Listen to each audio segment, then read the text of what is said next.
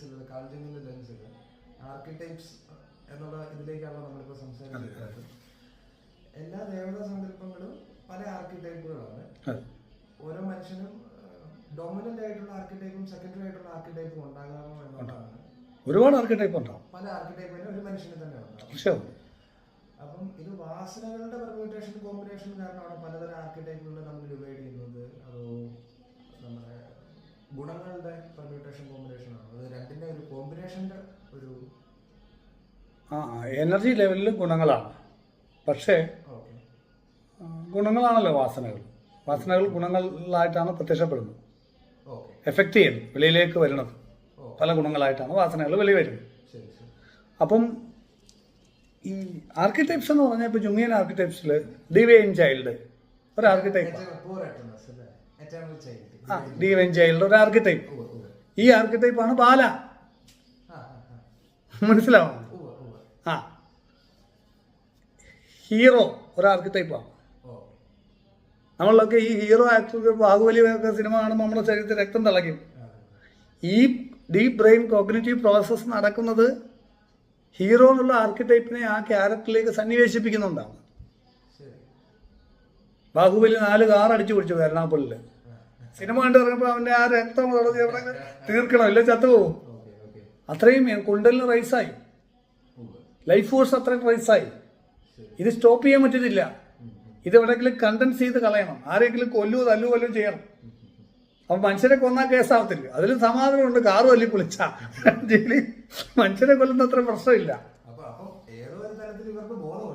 ബോധമുണ്ട് തീർച്ചയായിട്ടും. കളരിയിൽ വാളും വിടും വെച്ച് ഭദ്രകാളി ഉപാസിക്കുന്ന എന്തിനാണ്? ആ ആർക്കിടൈപ്പ് ഉള്ളോട്ട് കയറുമ്പോൾ 4 മീറ്റർ പൊക്കത്തിൽ ചാടും. സാധാരണ ലെവൽ ചെയ്ത് പറ്റത്തില്ല. അപ്പൊ അന്തരീക്ഷത്തിൽ നിന്ന് എനർജി അക്യുമുലേറ്റ് ചെയ്യാൻ പല ആർക്കിടൈപ്പുകളും പറ്റും. രാഷ്ട്രീയ പ്രവർത്തകർ തന്നെ പ്രതിപക്ഷത്തും ഭരണപക്ഷത്തും ഇരിക്കുന്ന കേന്ദ്രത്തിലെ രാഷ്ട്രീയ മെയിൻ നേതാക്കളെ നോക്കിയാൽ ഈ ആർക്കിടൈപ്പുകളുടെ അല്ലെങ്കിൽ അവരുടെ പേഴ്സണാലിറ്റിയുടെ എനർജി ഡിഫറൻസ് നമുക്ക് മനസ്സിലാവൂലേ? പല പല ആളുകളെ, രാഷ്ട്രീയം ഞാൻ പറയത്തില്ല, പല പല ആളുകൾ നോക്കിയാൽ പല പല ആളുകളുടെ എനർജി ഡിഫറൻസ് വ്യത്യാസമില്ല. അവരുടെ പേഴ്സണാലിറ്റി അനുസരിച്ചിട്ടാണ് ഡിഫറൻസ്. പേഴ്സണാലിറ്റി അനുസരിച്ചാണ് എനർജി അക്യുമുലേറ്റ് ചെയ്യുന്നത് മനുഷ്യൻ. ഒരു സംശയം ചോദിച്ചത്, ഇപ്പം എൻ്റെ അച്ഛൻ അല്ലെങ്കിൽ ഒരു കുട്ടിയുടെ അച്ഛൻ്റെ പാറ്റേൺ റെക്കഗ്നേഷൻ ആണ് തലച്ചോറ് കൊടുക്കുന്നതെങ്കിൽ അച്ഛൻ്റെ ആർക്കിടൈപ്പ് കണ്ട് മകൻ പഠിക്കുന്നതുകൊണ്ടാണ് അൺകോൺഷ്യസ്ലി അച്ഛനെ പോലെ ആയി പോകുന്നത്. തീർച്ചയായിട്ടും അച്ഛനും അമ്മയും നമ്മുടെ ഉള്ളിലുണ്ട്. NLP-യിലൊക്കെ ഇത് പ്രധാനമായിട്ട് പറയും, ന്യൂറോ ലിംഗ്വിസ്റ്റിക് പ്രോഗ്രാമിലൊക്കെ. അതുപോലെ തന്നെ നമ്മുടെ ഇന്നർ ചൈൽഡ് ഹീലിംഗിലൊക്കെ ഇതിന് ഭയങ്കര പ്രാധാന്യമുണ്ട് ചെയ്യുമ്പോൾ. അപ്പം അച്ഛൻ്റെ ആർക്കിടൈപ്പും അമ്മയുടെ ആർക്കിടൈപ്പും നമ്മുടെ ഉള്ളിൽ, നമ്മളെ അച്ഛനും അമ്മയാണ് ശരിക്കും പറഞ്ഞത്. അവരുടെ അതുപോലെ ഇൻഫ്ലുവൻസ് നമ്മളിലുണ്ട്.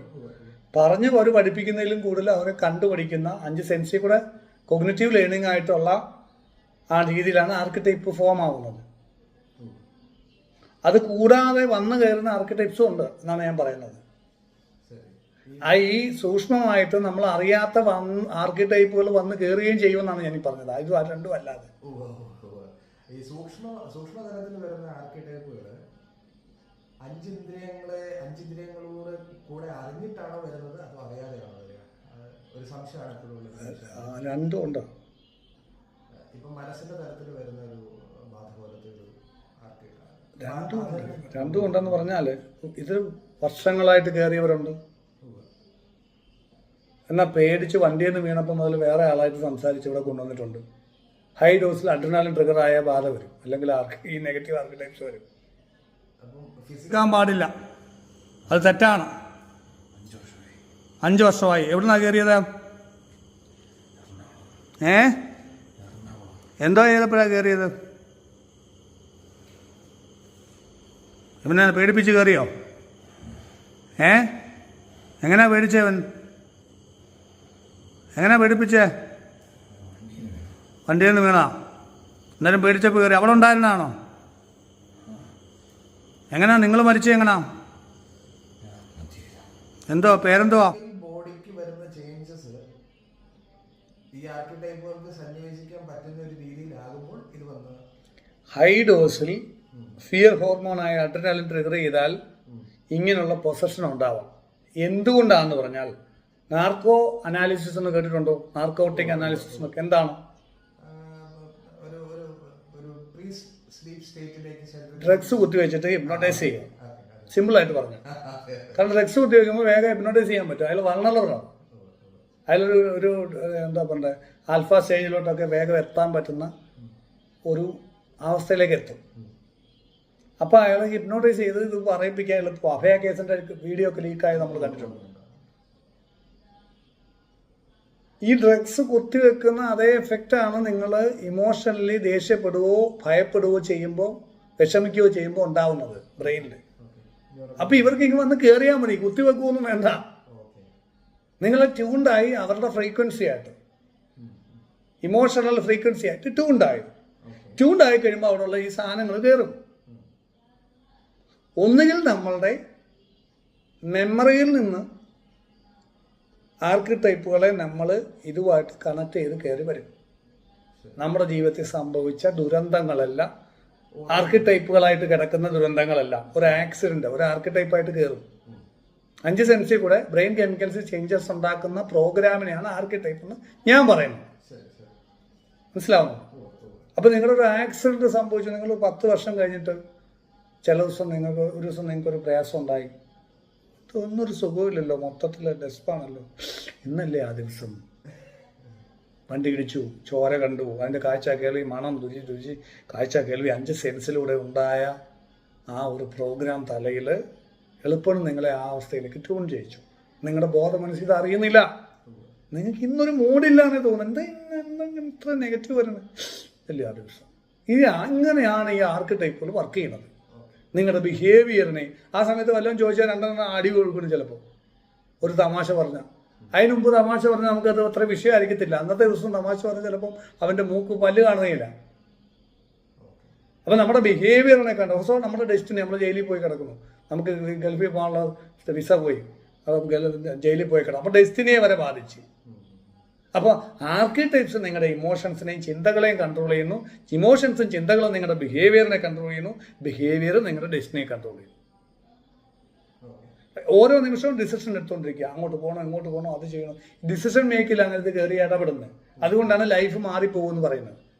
നല്ല ആർക്കിടൈപ്പാണ് നല്ല ലൈഫും, ചീത്ത ആർക്കിടൈപ്പാണ് ചീത്ത ലൈഫും ഉണ്ടായി വരുന്നത്. എങ്ങനെയാണ് ഇത് കയറുന്നത്? ഭയം, വിഷമം, ദേഷ്യം പോലുള്ള നെഗറ്റീവ് ആർക്കിടൈപ്പുകൾ കയറുന്നത് അങ്ങനെയുള്ള ഇമോഷൻസ് ബ്രെയിനിൽ ഉണ്ടാകുമ്പോഴാണ്. നെഗറ്റീവ് ബ്രെയിൻ ന്യൂറോ കെമിക്കൽസ് ഉണ്ടാകുമ്പോഴാണ്. അതുകൊണ്ട് തന്നെ പോസിറ്റീവ് ബ്രെയിൻ ന്യൂറോ കെമിക്കൽസ് ഉണ്ടാക്കിയാൽ ഇത് കയറത്തില്ല. ഇതിനെ ഒരു പരിധിവരെ ബ്ലോക്ക് ചെയ്യാം. ആ പോസിറ്റീവ് ബ്രെയിൻ കെമിക്കൽസ് ഏത് രീതിയിൽ ഉണ്ടാക്കിയാലും മതി. Aghori, the secret of time and crime. അകലെ താഴെ ഹിമാലയ മലഞ്ചെരുവിലെ പാതയോരത്ത് ത്രയംബക മഹാരാജ് ബാബ മറ്റു 2 പേരോടൊപ്പം മൃതദേഹത്തിനരികിൽ നിൽക്കുന്നു. ശ്രദ്ധിച്ചു നോക്കിയപ്പോൾ ഒരു കാൽ മൃതശരീരത്തിലില്ല. ബാബ മറ്റേ കാലിലെ മാംസം വലിയൊരു കത്തി കൊണ്ട് മുറിച്ചെടുത്ത് ഒരു ശിഷ്യന്റെ കയ്യിലെ തലയൊട്ടിയിലേക്കിട്ടു. അഘോരം, അത് നമ്മിലെ കുഞ്ഞിന്റെ നിഷ്കളങ്കതയിലേക്കുള്ള തിരിച്ചുപോക്കാണ്. അതെ, അതിനിഗൂഢമായ എന്തോ ഒന്ന്.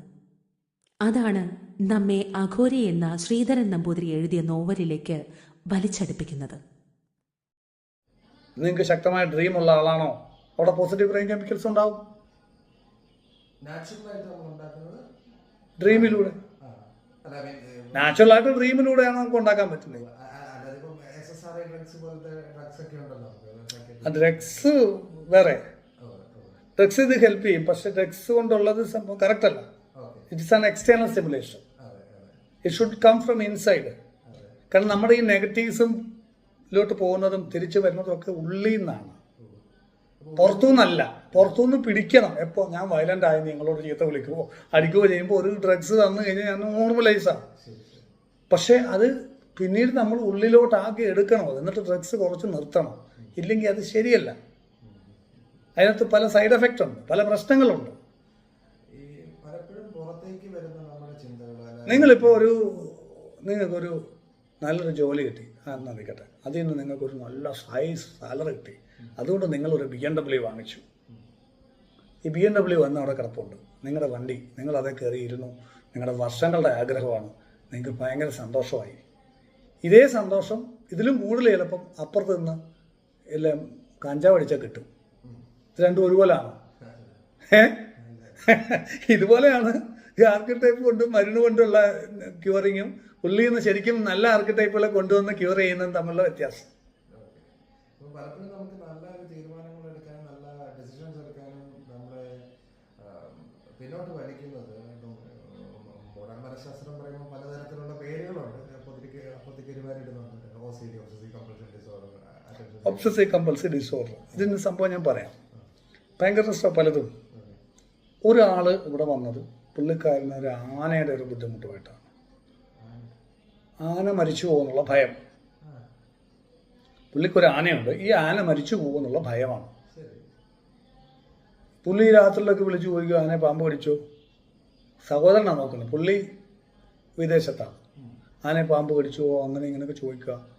24 മണിക്കൂർ ഈ ആനയുടെ ചിന്തയാണ്. പുള്ളിയുടെ മക്കൾ ഇവിടെയാണ്, പക്ഷെ അവർ മരിച്ചു പോകുന്ന പുള്ളിക്ക് പേടിയില്ല, ആന മരിച്ചു പോകുന്നുള്ള ഭയമാണ്. പറയുമ്പോൾ പുള്ളി എല്ലാവരും കളിയാക്കുവാണ് പാവപ്പെട്ടവനെ. പക്ഷെ പുള്ളിക്ക് ആത്മഹത്യ ചെയ്യുന്നവരെയുള്ള തോന്നല. ഇതൊരങ്ങ് വളർന്ന് ഭയങ്കരമായി. അതാണ് OCD, obsessive compulsive disorder. Okay, ഇതിൻ്റെ വേരുകൾ എവിടെയാണ്? മൈൻഡിലാണ്, ചിന്തകളിലാണ്. അതുകൊണ്ട് തന്നെ സൈക്യാട്രി, സൈക്കോളജിയൊക്കെ പോയി എടുത്ത് പക്ഷേ റിസൾട്ട് കിട്ടുന്നില്ല. അവർ ഇയാൾ ഉപദേശിക്കുവാണ്, ബി പോസിറ്റീവ്, അങ്ങനെ ചിന്തിച്ച മനുഷ്യൻ ഇവിടെ ചാവൂർ പേടില്ല, നിങ്ങളുടെ മക്കളെ അല്ലേ ചിന്തിക്കണ്ട്, അങ്ങനെ ഇങ്ങനെ എന്നൊക്കെ പറയും.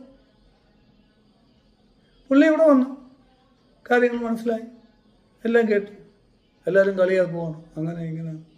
ശരി, കൗൺസിലിംഗ് സൈക്കോതെറാപ്പിയും കൊണ്ട് ശരിയാകുമെന്നാണ് പറയുന്നത്. ശരിയാവുന്നില്ല, അതൊക്കെ കഴിഞ്ഞിട്ട് ഇരിക്കുക. നമ്മൾ മേളിൽ കൊണ്ടുപോയി ആവാഹിച്ച് മാറ്റി ജപിച്ച വെള്ളം കൊടുത്തപ്പോൾ ഛർദ്ദിച്ച് കൈവശമൊക്കെ പോയി. തിരിച്ചിവിടെ വന്നു കൗൺസിൽ ചെയ്യണ്ടേ? വേണ്ട. പിന്നെ ഹാപ്പിയായി പോയി. പിന്നെ വിളിച്ച് കൺഫേം ചെയ്ത് കുഴപ്പമില്ല, എല്ലാം മാറി. ആന എന്ന 2 അക്ഷരം പറയേണ്ടേ വന്നിട്ടില്ല. അതെന്താ അത്? അങ്ങനെ 1ഉം 2ഉം അല്ല, ഒരുപാട് കേസുണ്ട്. അതെന്തുകൊണ്ടത്? ഇത് എന്തോ ഒരു നെഗറ്റീവ് ആർക്കിടൈപ്പ് അവിടെ ഉണ്ടായിരുന്നു. അത് പുറത്ത് വന്ന് സംസാരിച്ചൊന്നുമില്ല. പലപ്പോഴും അങ്ങനെ പുറത്ത് വന്ന് സംസാരിക്കും, വരാത്തതുകൊണ്ട്. പക്ഷെ നമുക്കിത് പുറത്ത് വരുമോ വരാതിരിക്കുമോ എന്ന കാര്യമൊന്നുമില്ല. ചിലത് പുറത്ത് വന്ന് പോകും, ചിലത് പുറത്ത് വരാതെ പോകും. പക്ഷെ ഈ സാധനം അങ്ങ് പോയി. ദേവിയുടെ അടുത്ത് വന്നിട്ട് ഹീൽ ചെയ്തപ്പോൾ, ദേവിയുടെ മന്ത്രം ജപിച്ച് ഇത് ചെയ്തപ്പോൾ, ആൾ രൂപത്തിലോട്ട് ഒഴിഞ്ഞ് മാറ്റിയപ്പോൾ അതങ്ങ് പോയി. എന്നിട്ട് വെള്ളം കൊടുത്തപ്പോൾ ഛർദ്ദിച്ച കൈവിഷം പോയി കഴിഞ്ഞപ്പോൾ പുള്ളി ഓക്കെ ആയി. എന്തുകൊണ്ടാണിത് നമ്മൾ ഡീറ്റെയിൽ ആയിട്ട് പഠിക്കുമ്പോൾ മനസ്സിലാക്കേണ്ടത്? ആമസോൺ ഫോറസ്റ്റിലുള്ള എൻ്റെ 10,000 ഇരട്ടി സ്പീഷീസ് ഓഫ് മൈക്രോബയോംസ്, ബാക്ടീരിയാസ് നമ്മുടെ വയറ്റിൽ മാത്രമുണ്ട്. ലേറ്റസ്റ്റ് സ്റ്റഡിയാണ് ഞാൻ പറയുന്നത്. ഗട്ട് ബ്രെയിൻ ആക്സിസ് എന്ന് പറയും, ഗൂഗിളിൽ അടിച്ചാൽ മതി. വേഗസ് നെർവ് വഴി നമ്മുടെ വയറ്റിലുള്ള മൈക്രോബയോംസ് ആണ് ബ്രെയിനിലെ ന്യൂറോ ട്രാൻസ്മിറ്റേഴ്സിനെ സപ്ലൈ ചെയ്യുന്നത്. അപ്പം നല്ല കെമിക്കൽസ് ഉണ്ടാക്കുന്ന ബാക്ടീരിയാസ് നശിച്ചു പോകുമ്പോൾ ചീത്ത കെമിക്കൽസ് ഉണ്ടാകുമ്പോഴാണ് മൂഡ് ഡിസോർഡർ ഉണ്ടാകുന്നത്. ഈ കെമിക്കൽ എങ്ങനെ മരിക്കുന്നു സയൻസിന് കണ്ടുപിടിക്കാൻ പറ്റിയിട്ടില്ല. ആ കെമിക്കൽ മരിക്കുന്നത് ഈ നെഗറ്റീവ് എനർജി കയറിയിട്ടാണ്. ഞാൻ പറയുന്നത് മനസ്സിലാവുന്നുണ്ട്? ആ നെഗറ്റീവ് എനർജി കയറിയത് കൊണ്ടാണ് ഇയാളുടെ വയറ്റിൽ പ്രശ്നം വന്നത്. അതുകൊണ്ടാണ് ബ്രെയിനിന് പ്രശ്നം വന്നത്. മൂഡ് മാറിയത്. സെക്കൻഡ് ബ്രെയിൻ ആണ് വയറിനെ പറയുന്നത്. അപ്പോൾ ആ മൂഡ് ഡിസോർഡേഴ്സ് വന്നതിൻ്റെ കാര്യം OCD. പിന്നെ OCD വന്നാൽ എങ്ങനെയാണെന്ന് അറിയാമോ? അകാരണ ഈ നെഗറ്റീവ് കെമിക്കൽ ബ്രെയിനിലെ ന്യൂറോ ട്രാൻസ്മിറ്റർ അഡ്രിനാലിൻ പ്രൊഡ്യൂസ് ചെയ്തുകൊണ്ടിരിക്കും. വയറ്റിലെ മൈക്രോബയോംസ്, നല്ല മൈക്രോബയോംസ് നശിക്കുമ്പോൾ, ചീത്ത വരുമ്പോൾ, നെഗറ്റീവ് ബ്രെയിൻ കെമിക്കൽസ് അഡ്രിനാലിൻ ഉണ്ടായിക്കൊണ്ടിരിക്കുമ്പോൾ ഇയാൾക്ക് അകാരണമായി ഭയം വരും. ബാധയുള്ള ആളുകൾക്ക് അകാരണമായിട്ട് ഭയം വരും. കാരണമില്ലാതെ ഭയം വരും. കാരണമില്ലാതെ ഭയം വരുമ്പോൾ ഇവർ ഏതെങ്കിലും ഒരു ഭയപ്പെടുത്താൻ സാധ്യതയുള്ള ഒരു കാര്യവുമായിട്ട് ഇവരുടെ ബ്രെയിൻ മനഃപൂർവ്വം കണക്ട് ചെയ്യും. കാരണം എന്തിനാ അറിയാമോ? ഭയം വരാതിരിക്കാനാണ്, ഭയം വളരാതിരിക്കാനാണ്. എക്സാമ്പിൾ, നിങ്ങളുടെ ഫ്രണ്ടിൽ ഒരാൾ നിൽക്കുന്നോട്ട് തോന്നി, വെളിയിൽ പോയി ടോർച്ച് അടിച്ച് നോക്കുമ്പോൾ മനസ്സിലായി വാഴയാണ്. നിങ്ങളുടെ പേടി മാറിയില്ലേ? അപ്പം നിങ്ങളൊരു റീസണിങ്ങിന് ശ്രമിക്കും. റീസൺ കണ്ടെത്തിയാൽ നിങ്ങൾക്ക് സമാനമാവും. അപ്പോൾ പുള്ളി നോക്കുമ്പോൾ മക്കൾ അതൊക്കെ എല്ലാവർക്കും ഉള്ളതല്ലേന്ന് ചോദിക്കും. അപ്പോൾ ആളുകൾ കേട്ട് കഴിഞ്ഞാൽ കുറ്റം പറയാത്ത ഒരു ആർക്കിടൈപ്പ് വേണം. പുള്ളി നോക്കുമ്പോൾ ആകെ അങ്ങനെയുള്ള ഒരു ആർക്കിടൈപ്പ് 1 കോടി രൂപ വിലയുള്ള ആനയാണ്. അത് ന്യായമുണ്ട്. ആൾക്കാർ കേട്ടോ 1 കോടി രൂപ പോത്തില്ലയോ? അപ്പോൾ അവൻ്റെ ഭയം ശരിയാണെന്നുള്ളത് പറയും എന്ന് തെറ്റിദ്ധരിക്കുവാണ്. മക്കളെന്ന് പറഞ്ഞാൽ വാല്യൂബിൾ ആണെങ്കിലും എല്ലാവർക്കും ഉണ്ട്, അവർക്കാർക്കും ഇല്ലല്ലോ എന്ന് ചോദിക്കും. ആന എല്ലാവർക്കും ഇല്ലല്ലോ. ഉണ്ടോ? നിങ്ങൾക്ക് ആനയുണ്ടോ? ഇല്ല, എനിക്കില്ല. അപ്പം എനിക്ക് അത് നിങ്ങൾക്കൊന്നും അറിയത്തില്ല, ആന ഉള്ളതിൻ്റെ പ്രയാസം അല്ലെങ്കിൽ ആന നഷ്ടപ്പെട്ടുള്ള വിഷമം നിങ്ങൾക്ക് അറിയത്തില്ല എന്ന് പറഞ്ഞാൽ ശരിയാന്ന് പറയത്തില്ലേ. മക്കൾ നഷ്ടപ്പെട്ടുള്ള പ്രശ്നം നമ്മൾ പറയും, ശരി എനിക്കുണ്ട് മക്കളെന്ന് പറയും, അല്ല എനിക്ക്. അപ്പോൾ ബ്രെയിൻ ഇത് കണക്ട് ചെയ്യുകയും അതിലൂടെ ഈ കണ്ടിന്യൂസ് എനർജി ഇങ്ങനെ റൺ ചെയ്തുകൊണ്ടിരിക്കും. ന്യൂറൽ നെറ്റ്വർക്ക് ഡെവലപ്പ് ചെയ്ത്, അതുമായിട്ടൊരു ന്യൂറൽ നെറ്റ്വർക്ക് ഡെവലപ്പ് ചെയ്ത് കഴിഞ്ഞാൽ ബ്രെയിൻ അതേ കൂടെ എനർജി ഇങ്ങനെ സെൻഡ് ചെയ്തുകൊണ്ടിരിക്കും. അതിങ്ങനെ സ്റ്റിമുലേറ്റ് ചെയ്തുകൊണ്ടിരിക്കുക ഇടയ്ക്കിടയ്ക്ക്. ഉറങ്ങാൻ കിടക്കുമ്പോഴാണ് ഭയം വരുന്നു, ആന വന്നേ, മനസ്സിലാവുന്നു. അപ്പം എനർജി ഫ്രീക്വൻസി ഇതറിയാതെ ട്രീറ്റ് ചെയ്ത് നശിപ്പിക്കുന്ന ഒരുപാട് ജീവിതങ്ങൾ പാഴായി പോകുന്നുണ്ട്. വർഷങ്ങളോളം ട്രീറ്റ് ചെയ്ത് കൗൺസിലിങ്, സൈക്കോതെറാപ്പി കൊടുത്തു, അത് കൊടുത്തു, ഇത് കൊടുത്തു, ചിലക്ക് ശാരീരിക അസുഖങ്ങൾ വന്നു, പിന്നെ അതിനായി ട്രീറ്റ്മെൻറ്റ്. ഇതിൽ നിന്ന് പല ട്യൂമേഴ്സ് വരെ ഉണ്ടായി ക്യാൻസറിൻ്റെ ട്രീറ്റ്മെൻറ്റിലേക്ക് പോകുന്നത്. ഗ്രഹപ്പഴയ്ക്ക് ഒരു ട്യൂമർ കണ്ടുപിടിച്ചാൽ പിന്നെ അത് ഓപ്പറേറ്റ് ചെയ്ത് രോഗിയാക്കി അതൊന്ന് വേണ്ട, അത് ആഘോഷമാണ്. ശരീരത്തൊക്കെ പല ക്യാൻസർ സെൽസും ട്യൂമേഴ്സും വന്നു പോകുന്നുണ്ട്, നമ്മൾ അറിയുന്നില്ല. എത്ര മുഴകളാണോ അറിയാം ശരീരത്തൊക്കെ വന്നു പോകുന്നത്, നമ്മളറിയും. ഗ്രഹപ്പഴയ്ക്ക് നോക്കുമ്പോൾ ഇത് വല്ല ആങ്സൈറ്റി ആയിട്ട് ചെല്ലുന്നു നോക്കും, വയറിന് പ്രശ്നം, നിരന്തരമായ ഗ്യാസിൻ്റെ പ്രോബ്ലം. ടെസ്റ്റ് ചെയ്ത് നോക്കുമ്പോൾ ഒരു ട്യൂമർ ഉണ്ടാ, ഇതുകൊണ്ടാണ്, പിന്നെ അതിനുള്ള ട്രീറ്റ്മെൻറ്റ്, പിന്നെ പോയി. പക്ഷേ ഈ വയറിന് പ്രശ്നം വരുന്ന നല്ലൊരു ശതമാനം ഇങ്ങനെയുള്ള നെഗറ്റീവ് എനർജി കയറിയിട്ടാണ്. ഇത് മാറ്റുമ്പോൾ മാറാറുണ്ട്. അതുകൊണ്ടല്ലേ ഞാൻ ഈ പറയുന്നത്. എത്ര എവിഡൻസ് നമുക്കുണ്ട്, പ്രൂഫുണ്ട്. ഇത് മാറ്റുമ്പോൾ മാറുന്നു. എങ്ങനെയായാലും കാര്യം നടന്നാൽ പോരെ. അപ്പം ഈ എനർജി ലെവലിലാണ് ഇതിൻ്റെ പണി നടക്കുന്നത്. അതുകൊണ്ട് സാമാന്യ ബുദ്ധി കൊണ്ടൊന്നും ഈ സാധനം കണ്ടുപിടിക്കാനും മനസ്സിലാക്കാനും പരിഹരിക്കാനും പറ്റില്ല. കാരണം അവിടെ അല്ല ഇത് കിടക്കുന്നത്. എത്ര ബി പോസിറ്റീവ് എന്ന് പറഞ്ഞിട്ട് കാര്യമില്ല, ഉപദേശിച്ചിട്ട് കാര്യമില്ല. നമ്മളെ കാണാൻ വരണം, നമ്മളെക്കാൾ മിടുക്കനാണെന്ന് മനസ്സിലാക്കണം. അവൻ പൊട്ടനൊന്നുമല്ല, അവൻ നമ്മളെക്കാൾ വിദ്യാഭ്യാസം അറിവും ചിലപ്പോൾ കാണും. അവനെ ഉപദേശിക്കേണ്ട കാര്യം എന്താ? ഉപദേശിച്ചിട്ട് കാര്യമില്ല. കാരണം നമ്മളെക്കാൾ നന്നായിട്ട് ഈ കാര്യങ്ങൾ അയാൾക്ക് അറിയാം. ബി പോസിറ്റീവ് എന്നൊക്കെ അറിയാതെ ആരാ ഉള്ളതെന്ന് അവനെ പഠിപ്പിച്ചു കൊടുക്കണ്ട. അവൻ ഇങ്ങോട്ട് ക്ലാസ് എടുക്കും. മോട്ടിവേഷൻ ട്രെയിനേഴ്സ് ഇവിടെ വരാറുണ്ട്. മോട്ടിവേറ്റ് ചെയ്ത് മോട്ടിവേഷൻ പോയി. അപ്പോൾ ഞാൻ ചോദിക്കും, ഇത് നിങ്ങൾ എങ്ങനെ ക്ലാസ് ഒക്കെ എടുക്കും? അതൊക്കെ ഇപ്പോൾ വണ്ടി ഓടിക്കുന്നോട്ട് ശീലമായി കൊടുക്കുന്നതാണ്.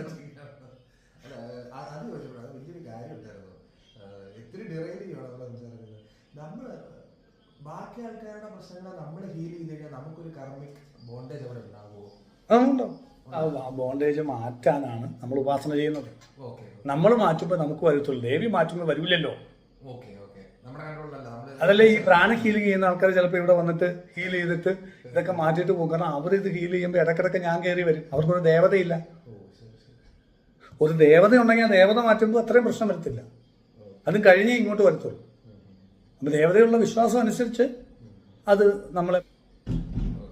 അപ്പം ഞാൻ പിന്നെ നമ്മുടെ വിഭാഷണം ഈ OCD-യുടെ വൺ ഓഫ് ദി ട്രീറ്റ്മെന്റ്സ് ആണ് exposure and response prevention therapy എന്ന് പറയുന്നത്. ഈ ആങ്ഷ്യസ് തോട്ട്സ് ഇൻട്രൂസീവ് തോട്ട്സ് വരുമ്പോൾ റെസ്പോൺസ് കൊടുക്കാതിരിക്കുക ന്യൂട്രൽ ലെവലിൽ. അത് തന്നെയാണ് നമ്മൾ വിഭാഷണയിലും ചെയ്യുന്നത്. അതെ, പല മെത്തേഡ്സ് ഉപയോഗിക്കും. പല ആളുകളും പല മെത്തേഡ്സ് കണ്ടുപിടിച്ചിട്ടുണ്ട്. ഇത് ശരിക്കും അതാ ഞാൻ പറഞ്ഞത്, ഇത് പ്രാണന്റെ ലെവലിലാണ് ഇതെല്ലാം നടക്കുന്നത്. ഈ പ്രാണന്റെ ലെവലിൽ ഇവർ ക്യൂർ ആവുന്നത് വരെ ഇവർ സഫർ ചെയ്യും. പല മെത്തേഡ്സും ചെയ്യുമ്പോൾ നമുക്ക് 4 ദിവസം ഭയങ്കര സുഖമായിരിക്കും. എന്തുകൊണ്ടാണെന്നറിയോ? ഒന്നും വേണ്ട, ഒരു ഡോക്ടർ ചുമ്മാ കണ്ടായാലും വൈറ്റമിൻ ടാബ്ലറ്റ് എന്നാൽ പോലും നല്ല മാറിയതായിട്ട് തോന്നും കുറേ ദിവസം. എന്തുകൊണ്ടത്? അവിടെ എനർജി കിട്ടുന്നുണ്ട്, അയാളുടെ ഒരു എനർജി കിട്ടുന്നുണ്ട്, നമ്മുടെ ഒരു എനർജി, നമ്മുടെ വിശ്വാസം. അപ്പോൾ ആ ഡോക്ടർ ഗുളികയാണ്, ഇനി മാറും, നീ കോൺഫിഡൻ്റ് ആയി. അപ്പോൾ ഈ നെഗറ്റീവ് എനർജിക്ക് പ്രോസസ് ചെയ്യാൻ പറ്റത്തില്ല. ആത്മവിശ്വാസം ഉണ്ടെങ്കിലും മതിയെന്നേ. ബ്രെയിൻ കെമിക്കൽ പോസിറ്റീവ് ആയാൽ മതി. സംഭവം ഇത് സാധനം പിടിക്കത്തില്ല. അത് നിങ്ങൾ യുക്തിവാദം പറഞ്ഞാലും മതി. ചിലപ്പോൾ ഇതൊന്നും ഇല്ല, ഇതൊക്കെ അന്ധവിശ്വാസമാണെന്ന് പറഞ്ഞാലും ഭയങ്കര സ്റ്റിമുലേഷൻ കിട്ടും കുറേ ആളത്തേക്ക്. അത് ചിലപ്പോൾ രക്ഷപ്പെട്ട് പോകുന്നവരുമുണ്ട്. കുറേ അങ്ങ് കയറി കുറച്ച് കഴിയുമ്പോൾ എന്തെങ്കിലും ഒരു ട്രോമ വരുമോ, ഒരു ആക്സിഡന്റ് വരുമോ, ഒരു സംഭവം വരുമോ, ഒരു വീട്ടുകാരെ തള്ളി പറയുകയോ ചെയ്യുമ്പോൾ ഭയങ്കരമായ സങ്കടം, അല്ലെങ്കിൽ ലവ് റിജക്ഷൻ ഉണ്ടാവുകയോ ചെയ്യുമ്പോൾ ഡൗൺ ആകുമ്പോൾ ഇത് വീണ്ടും കയറി പിടിക്കും. അവിടെ ഇത് ഇല്ലെന്ന് പറഞ്ഞിട്ട് കാര്യമുണ്ടോ? പെയിൻ സത്യമല്ലേ, ദൈവമില്ലെന്ന് പറയാം. എന്നാൽ പോലും ഈ സാധനങ്ങൾ ഇല്ലെന്ന് പറയാൻ പറ്റാത്തതിൻ്റെ കാരണം പെയിൻ ഉണ്ടാവുന്നു, ശരീരത്തിൽ ബുദ്ധിമുട്ടുകളുണ്ടാവുന്നു. ദൈവമില്ല എന്താ സംഭവിക്കുക? നമുക്ക് പോസിറ്റീവ് ഒന്നും ഉണ്ടാവത്തില്ല. പക്ഷെ അതിലും ഭീകരാവസ്ഥയാണ് നെഗറ്റീവ് എനർജി തള്ളാൻ പറ്റാത്ത. ദൈവം ഇല്ലെന്ന് വിശ്വസിച്ചാലും കുഴപ്പമില്ല, ആളുകൾക്ക് നെഗറ്റീവിനെ വിശ്വസിക്കേണ്ടി വരുന്നത് എന്താ? ബാധ ഉണ്ടെന്ന് വിശ്വസിക്കേണ്ടി വരുന്നത് എന്താ? വേദന എടുക്കുന്നു, ദുരിതങ്ങൾ ഉണ്ടാവുന്നു.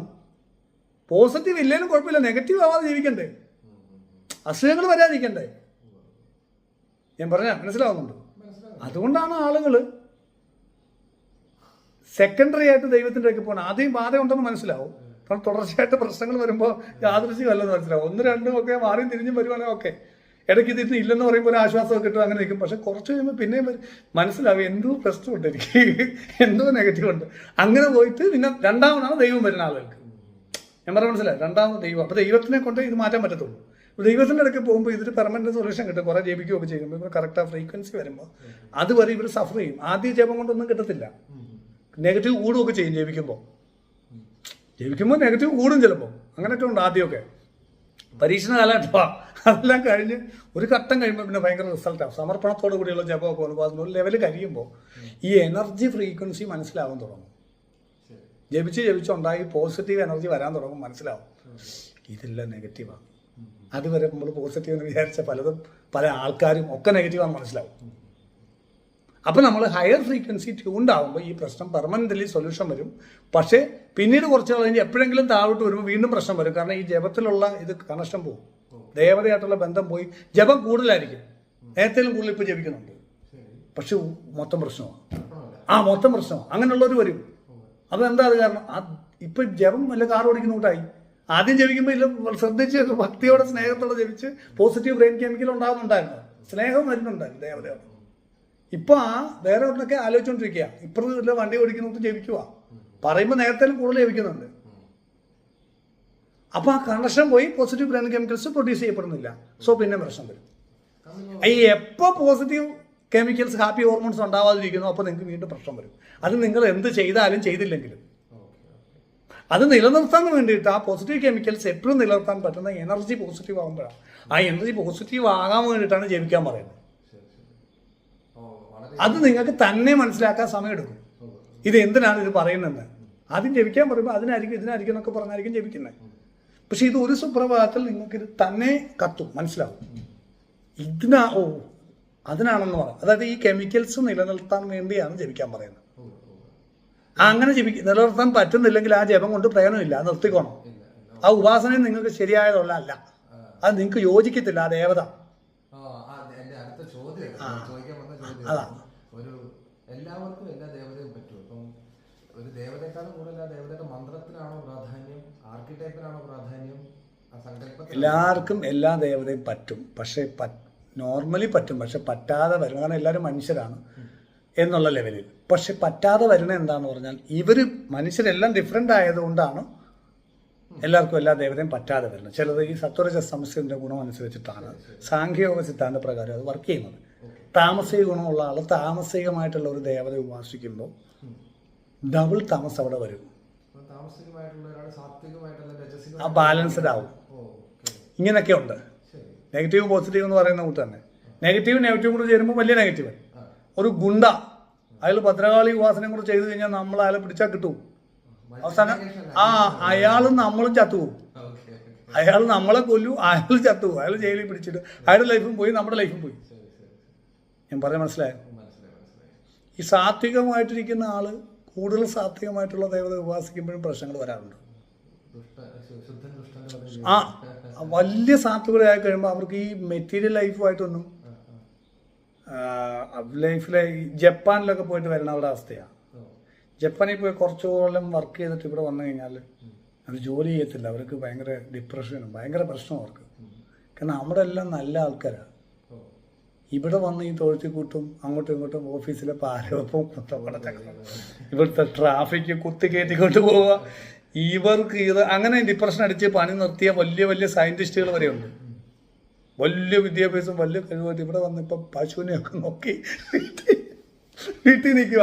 അതെന്താ? അത് താമസിക ഗുണം പ്ലസ്, മനസ്സിലായ? താമസിക സാത്വികം കൂടി ഒരു ലെവൽ എക്സ്ട്രീമായി. ഇവർ സാത്വികരാണ്, അവിടെ ഉള്ള ആളുകൾ സാത്വികരാണ്, അവിടെയുള്ള ജോലി സാത്വികമാണ്, എല്ലാം സാത്വികമാണ്. അപ്പോൾ ഇത് സാത്വികത വളർന്നുകൊണ്ടിരിക്കും ഉള്ളിലുള്ളിൽ. എളുപ്പം ഒരു നെഗറ്റിവിറ്റി ഇവർക്ക് ഒരിക്കലും അക്സെപ്റ്റ് ചെയ്യാൻ പറ്റാതെ വരും. അതാണ് ഈ ദേവതകളിൽ ഇങ്ങനെയുള്ള സംഭവം. അതാണ് അവിടെ പ്രശ്നം വരുന്നത്. അതുകൊണ്ടാണ് നമ്മൾ ശ്രീവിദ്യ പോലത്തെ പദ്ധതിയാകും പല ദേവതകളുണ്ടല്ലോ. ശ്രീവിദ്യ പോലുള്ള പദ്ധതി എല്ലാവർക്കും ശ്രീവിദ്യ പറ്റത്തില്ല. എന്ന് പറയുന്നതിൻ്റെ കാര്യം ശ്രീവിദ്യയുടെ കുഴപ്പമല്ല, ഇത് കൃത്യമായി ഗൈഡ് ചെയ്ത് കൊടുക്കാൻ ആളില്ലാത്തതിൻ്റെ കുഴപ്പമാണ്. ശ്രീവിദ്യ എല്ലാവർക്കും പറ്റും. ദേവി ലളിതാ ത്രിപുരസുന്ദരി എല്ലാവരുടെയും കൂടെ അമ്മയാണ്. ഇത് പറ്റുന്ന ആൾ, ഇവരൊക്കെ പറ്റുന്നവർ, ഇവർ പറ്റാത്ത, ഇവരെ ഞാൻ അനുഗ്രഹിക്കത്തില്ല, ഇവരെയൊക്കെ പറ്റും. എല്ലാവരും പറയും ശ്രീവിദ്യ തുടരും, അയ്യോ അല്ലാപടോ, അയ്യോ ശ്രീവിദ്യ ഭയങ്കര വിഷവിദ്യയാണ്, അതൊന്നും തത്വോ സംഭവം ശരിയോ. ഒരുപാട് പേർക്ക് പ്രശ്നങ്ങൾ വന്നിട്ടുണ്ട്. സംഭവം ഈ പറയുന്ന ത്രിഗുണങ്ങളുടെ സാഖ്യയോഗം മനസ്സിലാക്കാതെ ഈ ഉപാസന പദ്ധതി ആവശ്യമില്ലാത്ത രീതിയിൽ, തെറ്റായ രീതിയിൽ ഉപാസിക്കുന്നതുകൊണ്ടാണ് ഈ പ്രശ്നം വരുന്നത്. നമ്മുടെ കൂടെ ദീക്ഷയെടുത്ത ആളുകളിൽ മിക്ക ആളുകളും ഈ പറഞ്ഞ കൂട്ട്, നമ്മൾ പറയുന്ന കൂട്ട് കേട്ട ആളുകൾക്ക്, കേൾക്കുന്ന ആളുകൾക്കൊക്കെ പ്രോസ്പിരിറ്റി അല്ലാതെ ഒരു ദോഷവും വന്നിട്ടില്ല. ഇത് ഉറപ്പിച്ച് പറയാം. ഇനി ആരെങ്കിലും അല്ലാതുണ്ടെ വരട്ടെ, സംസാരിക്കട്ടെ, നമ്മൾ പറഞ്ഞുകൊണ്ട് അവർ കേട്ടിട്ടുണ്ടാവൂല. ഉറപ്പാ, ഐ എം കോൺഫിഡൻറ്റ് 100%. നമ്മൾ പറഞ്ഞോട്ട് കേട്ടിട്ട് കഴിഞ്ഞാൽ തീർച്ചയായിട്ടും ഇതിൽ നിന്ന് അത് വരണേ എന്താണെന്ന് പറഞ്ഞാൽ അവർക്ക് തമോ ഗുണം വരുമ്പോൾ അത് കറക്റ്റ് ചെയ്യും, രജോ ഗുണം വരുമ്പോൾ അത് കറക്റ്റ് ചെയ്യും, സാത്വിക ഗുണം വരുമ്പോൾ അത് കറക്റ്റ് ചെയ്യും. അങ്ങനെ അവരെ ഗുണങ്ങളുടെ സാമരസ്യത്തിൽ ബാലൻസ് ചെയ്ത് ശ്രീവിദ്യ കണക്ട് ചെയ്ത് ഗൈഡ് ചെയ്ത് പോകുന്നുകൊണ്ടാണ്. ഇനി അങ്ങനെ ഗൈഡ് ചെയ്ത് പോയില്ലെങ്കിൽ ഡയലോഗ് മെയിനാണ്, ഏത് ദേവതയായാലും പ്രശ്നമാവും. ഏത് ദേവതയായാലും ഉപാസനയായാലും അയാൾക്ക് തിരിച്ചടിക്കും. ഇത് കറക്റ്റായിട്ട് പോയി കഴിഞ്ഞാൽ ശ്രീവിദ്യ ആർക്കും ചെയ്യാം. ഇത് കറക്റ്റ് ചെയ്യാതെ ഈ ഗുണങ്ങളുടെ സാമരസ്യം അനുസരിച്ച് പ്രാണന്റെ വിന്യാസക്രമം കറക്റ്റായില്ലെങ്കിൽ ഏത് ദേവതയായാലും പ്രശ്നം, എത്ര നല്ല ദേവതയായാലും ഇത് ദ്രോഹം ഉണ്ടാവും. അവർക്ക് മിസ്റ്റേക്ക് പറ്റത്തേ ഉള്ളൂ. ബാധ പിടിച്ചിട്ട് പ്രാണൻ വികലമാവും.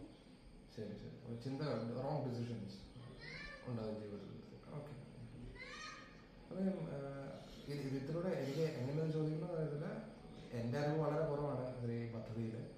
അപ്പം നമ്മളിപ്പോൾ ഒരു പദ്ധതിയിലേക്ക് കയറി പലപ്പോഴായിട്ടും ദേവി നമുക്കൊരു ക്ലെൻസിങ് പ്രോസസ്സ് തരുമല്ലോ. തീർച്ചയായിട്ടും നമ്മുടെ സ്റ്റോർഡ് ആയിട്ടുള്ള ട്രോമ, സ്റ്റോർഡ് ആയിട്ടുള്ള നെർവസ് സപ്രഷൻസ് ഉണ്ട്, ഇമോഷൻസ്. ആ ഇമോഷൻസിനെയൊക്കെ ഡിസിപ്പേറ്റ് ചെയ്യാനായിട്ടാണ് ഇപ്പം നമുക്ക് ഈ ശ്രീചക്രത്തിൽ തന്നെ താഴെ 64 ദേവതകൾ പലതുണ്ട്, സൂക്ഷ്മാനുഭൂതികൾ തരുന്നു എന്നൊക്കെ ഞാൻ കേട്ടിട്ടുണ്ട്. മാത്രം ശരിയാണെന്നറിയില്ല, അനുഭവമില്ല. അപ്പം അതൊക്കെ ഒരുപക്ഷെ നമ്മുടെ പ്രോപ്പർ നെർവസ് ക്ലെൻസിങ്ങിലേക്ക് എത്തിച്ച് പതുക്കെ ഫുള്ളി ക്ലെൻസ്ഡ് ആയിട്ട് ലളിതാ പരമേശ്വരിയിലേക്ക് എത്തിക്കുന്ന സമാധിയിലേക്കുള്ള യാത്രയാണ്. അപ്പം എല്ലാ നമ്മുടെ സത്യം പറഞ്ഞ ബാക്കിയുള്ള ദേവതകൾ, ഈ കൂടെയുള്ള പരിവാര ദേവതകളെല്ലാം നമ്മുടെ ക്ലെൻസിങ് പ്രോസസ്സിന് വേണ്ടിയാണോ അതോ സിദ്ധികൾക്ക് വേണ്ടിയാണോ, എങ്ങനെയാണെന്ന് ഞാനിങ്ങനെ കേട്ടിട്ടുണ്ട്. ക്ലെൻസിങ് നടക്കും, ചിലപ്പോൾ ലോക്ക് ആക്കി കളയാം എന്ന് കേട്ടിട്ടുണ്ട്. നല്ല ചോദ്യമാണ് അത്. ഇത് എല്ലാത്തിനും ഉള്ള ദേവതകളുണ്ട്, ഇതിൽ പ്രൊട്ടക്ഷൻ ഉള്ളതുണ്ട്. ഇതെല്ലാം കണക്റ്റഡാണ്. അന്നമയത്തിലുള്ള ദേവതകൾ കറക്റ്റ് ചെയ്യേണ്ട ദേവത, മനോമയത്തെ ശരിയാക്കേണ്ട ദേവത, പ്രാണമയം ശരിയാക്കേണ്ടത്. ഈ കോടി യോഗിനിയെ ഗണസേവിത, 64 കോടി യോഗിനികളുണ്ട്. ഇതെല്ലാം ഇൻ്റലിജൻസാണ്, വൈബ്രേഷണൽ ഫീൽഡുകളാണ്. ശ്രീവിദ്യ ലളിതാ ത്രിപുരസുന്ദരി ദേവിയുടെ ആക്ടിവേഷൻ വരുന്നതനുസരിച്ചിട്ട് നാഡികൾ,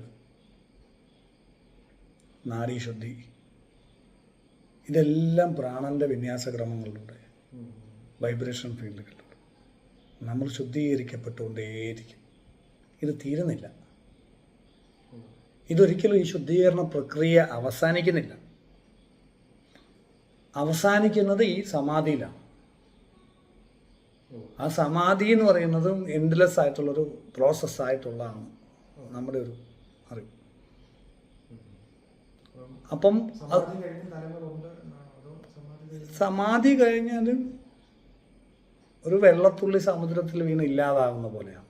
എന്നാൽ വെള്ളത്തുള്ളി അപ്പോഴും അവിടെ ഉണ്ട്, സമുദ്രത്തിനകത്തുണ്ട്, അതിൻ്റെ അതിർത്തി പോയി എന്നുള്ളേ ഉള്ളൂ. അപ്പോൾ വെള്ളത്തുള്ളി ആയിട്ടില്ല, പക്ഷെ ആ മെറ്റീരിയൽ അവിടെ ഉണ്ടല്ലോ, ആ തുള്ളി വെള്ളം അവിടെ ഉണ്ട്. ഞാൻ പറയുന്ന മനസ്സിലാവുന്നത് എന്ന് പറഞ്ഞിട്ടാണ് ഈ സമാധി എന്നൊക്കെ പറഞ്ഞ സാധനം. അത് പിന്നെയും കണ്ടിന്യൂ ചെയ്യുമെന്ന് ചോദിച്ചു കഴിഞ്ഞാൽ ഇതാണ് എൻ്റെ ആൻസർ. അപ്പം അങ്ങനെയുള്ള അവസ്ഥ എന്ത് നമ്മൾ പറയും? കണ്ടിന്യൂ ചെയ്യും, പക്ഷേ വെള്ളത്തുള്ളിയുടെ കാര്യം പറഞ്ഞു വിട്ടാണ്. Collective conscious. നമ്മളില്ലാതായി പോയി, അത്രേ ഉള്ളൂ. ഇവിടെ ഞാൻ എവിടെയാണ്? ഇവിടെ കണ്ടോ, ഞാനുണ്ടായിരുന്നല്ലോ, ഇപ്പോൾ അതെവിടെ പോയി? ഇതാണ് നമ്മുടെ ഒരു സവികൽപ്പ സമാധിയിലുള്ള എക്സ്പീരിയൻസ്. ഈ സവികൽപ്പ സമാധി കണ്ടിന്യൂസ് ആവുന്നതാണ് നിർവികൽപ്പ സമാധി എന്ന് പറയുന്നത്. നിർവികൽപ്പ സമാധിയെക്കുറിച്ച് എനിക്കറിയില്ല, ഞാൻ അതിനകത്തോട്ട് പോയിട്ടില്ല, സവികൽപ്പം വരെ പോയിട്ടുണ്ട്. സവികൽപ്പ സമാധി അറിയാം, നിർവികൽപ്പം അത് കണ്ടിന്യൂ ചെയ്യുന്നതെന്നറിയാം. അത് കഴിഞ്ഞ് ഉണ്ടാകുന്ന അവസ്ഥയൊന്നും നമുക്ക് അറിയില്ല. നമ്മൾ ശരീരം വിടാൻ തയ്യാറായിട്ടുള്ള ധൈര്യം കാണിച്ചിരിക്കണം. അതിനിപ്പോൾ ആയിട്ടില്ല, കുറച്ചുകൂടെ നിൽക്കാൻ പറഞ്ഞുള്ള ഗൈഡൻസ് ഉണ്ട്. അങ്ങനെ ഇരുന്നേനെ, പക്ഷെ അതിനുള്ള സമയമായില്ല എന്നുള്ള ഗൈഡൻസ് മേളിൽ നിന്ന് വന്നത് കൊണ്ടും കൂടാണ് ഇങ്ങനെ ക്ലാസ്സൊക്കെ എടുത്തിട്ട് ഇങ്ങനെ ആൾക്കാരെ പറ്റിച്ച് ജീവിതം കഴിക്കും. മനസ്സിലായ? അപ്പം ഇതൊക്കെ നമ്മൾ എക്സ്പീരിയൻസ് ചെയ്യാനുള്ളതാണ്. ഇപ്പം ഇവിടെ നമ്മൾ ഹെൽത്തി ആയിട്ടിരിക്കാനുള്ള ഒന്നാമത് ഫസ്റ്റ് ഫിസിക്കലി മെൻ്റലി ഹെൽത്തി ആവുക. അതിനെന്തൊക്കെ വേണോ അത് ചെയ്യുക. ആദ്യത്തെ ഒരു സാധകം ചെയ്യേണ്ടത് അത് ഏത് വിദ്യയായാലും അതാണ് വേണ്ടത്. തീർച്ചയായും ശരീരം ആദ്യം കല്ലു സാധനം എന്ന് പറയും. ശരീരം സംരക്ഷിച്ചുകൊണ്ട് വേണം ഇതിലേക്കെല്ലാം വരാൻ. മനസ്സിലാവുന്നുണ്ടോ? സാമ്പത്തികം ശരിയാവണം, ശരീരം ശരിയാവണം, ടെൻഷൻസ് ഉണ്ടാവാൻ പാടില്ല. ഫിനാൻസൊക്കെ വന്നോളൂ, ടെൻഷൻ പോകുമ്പോഴേ ഫിനാൻസ് വരത്തുള്ളൂ, അത് വേറെ വിഷയം. അത് നമ്മളെ വേറെ സംഭവം, ടെൻഷൻ അടിക്കാനാണ് അതിന് സമയമുള്ളൂ. ഇപ്പം നമ്മുടെ ഈ ശ്വാസം അകത്തോട്ട് പോകുന്ന വെളിയിലോട്ട് വന്നില്ലെങ്കിൽ തീർന്ന്, അല്ലെങ്കിൽ ഒന്ന് താമസിച്ചാൽ തീർന്ന്. അപ്പം ആലോചിച്ച എല്ലാത്തിനും ടെൻഷൻ അടിക്കണം. പക്ഷെ നമ്മൾ ഈ പോലീസുകാരെയൊക്കെ ഉണ്ടല്ലോ, നല്ല പോലീസുകാരെ, നല്ല വക്കീലന്മാരൊക്കെ, അവരെന്നും നെഗറ്റീവാണ് ഫേസ് ചെയ്യുന്നത്, രാവിലെ മുതൽ രാത്രി വരെ. സമ്മതിക്കണം അവരെ. പക്ഷെ അവരവരുടെ ജോലിയുടെ ഭാഗമായിട്ടാണ് അത് കാണുന്നത്. ബുദ്ധിയുള്ള ആൾക്കാർ ഇത് വീട്ടിലൊന്നും കൊണ്ടുവരത്തില്ല. അവരവിടെ തന്നെ അത് ഉപേക്ഷിക്കും, ജോലി സ്ഥലത്ത് തന്നെ ഈ സംഭവം ടെൻഷനെല്ലാം. എന്നിട്ട് വീട്ടിൽ വന്ന സിനിമയൊക്കെ കണ്ട് ഹാപ്പിയായിട്ട് എൻജോയ് ചെയ്ത് ഫാമിലിയായിട്ടൊക്കെ എൻജോയ് ചെയ്ത് അവരുടെ പ്രൊഫഷണലായിട്ട് കാണും. പക്ഷെ ഇത് ഈ മറ്റുള്ള മേഖലയുള്ളവർക്ക് അറിയത്തില്ല. അവർ ഈ ഓഫീസും തല ചുമന്നുകൊണ്ടാണ് വീട്ടിൽ വരുന്നത്. ഭാര്യയോട് സംസാരിക്കുന്നുണ്ട്, ബാക്കി കാര്യങ്ങളൊക്കെ ഈ ഓഫീസും തല ചുമന്ന് 24 hours നടക്കുന്നത്. ഇതൊരു പ്രശ്നമാണ്. അത് മാറ്റാൻ പറ്റുന്ന നമ്മുടെ ഭയം പോകണം, യജ്ഞകർമ്മം വരണം, നമ്മുടെ ഭയം പോകണം. ഈ ഭയമാണ് സകല സംഭവങ്ങൾക്കും അടിസ്ഥാനം. ഭയം നിങ്ങളിലുള്ള അഡ്രിനാലിനുണ്ടാക്കും, അഡ്രിനാലുണ്ടാകുമ്പോൾ ബാധ വരും, അപ്പോൾ നിങ്ങൾക്ക് പാനിക് അറ്റാക്ക് വരും, അത് വരും, ഇത് വരും, കുന്തം വരും, കുടച്ചക്രം വരും, എല്ലാം വരും. അത് പിന്നെ ശരീരത്തെ ബാധിച്ച് കിഡ്നി അവിടെ എവിടെയൊക്കെ അഫക്റ്റ് ചെയ്ത് നിങ്ങളൊരു പൂർണ്ണ രോഗിയായിട്ട് മാറും. കുറേ നാൾ കഴിയുമ്പോൾ ഈ കണ്ടിന്യൂസ് ഹാർട്ടിനെയൊക്കെ ബാധിക്കും. സത്യത്തിൽ ഒരു കുഴപ്പമില്ല, സത്യത്തിൽ ഒരു കുഴപ്പമില്ല. ഈ ഭയം നിയന്ത്രിക്കണം. അപ്പം ഭയം നിയന്ത്രിക്കാനല്ലേ പാട്. ആ ഭയം നിയന്ത്രിക്കണം. ഭയം നിയന്ത്രിക്കണം എന്ത് ചെയ്യണം? ആ ഫ്രീക്വൻസി മാറണം.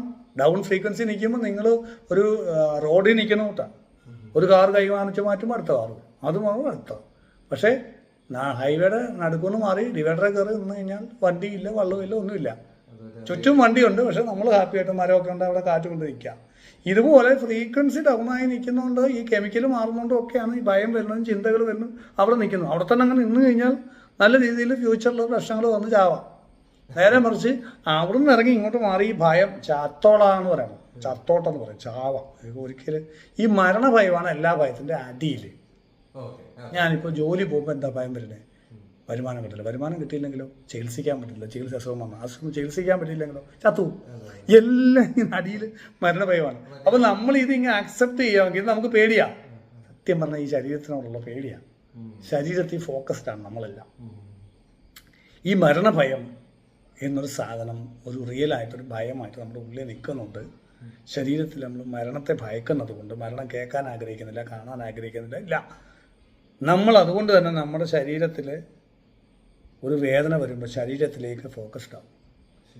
ഒരു പെയിൻ വരുന്നു, തളർച്ച വരുന്നു, അത് എളുപ്പം ഇതെന്തെങ്കിലും ക്യാൻസർ ആണോ, ഹാർട്ട് അറ്റാക്ക് ആണോ, വേറെന്തെങ്കിലും ആണോ, നമ്മുടെ മൈൻഡിൽ അലേർട്ടാവും. ദേ ചാവാൻ പോകുന്നു. ഇതാണ് എല്ലാ ഭയത്തിൻ്റെ അടിയിൽ, ഏറ്റവും അടിയിൽ അതാണ്.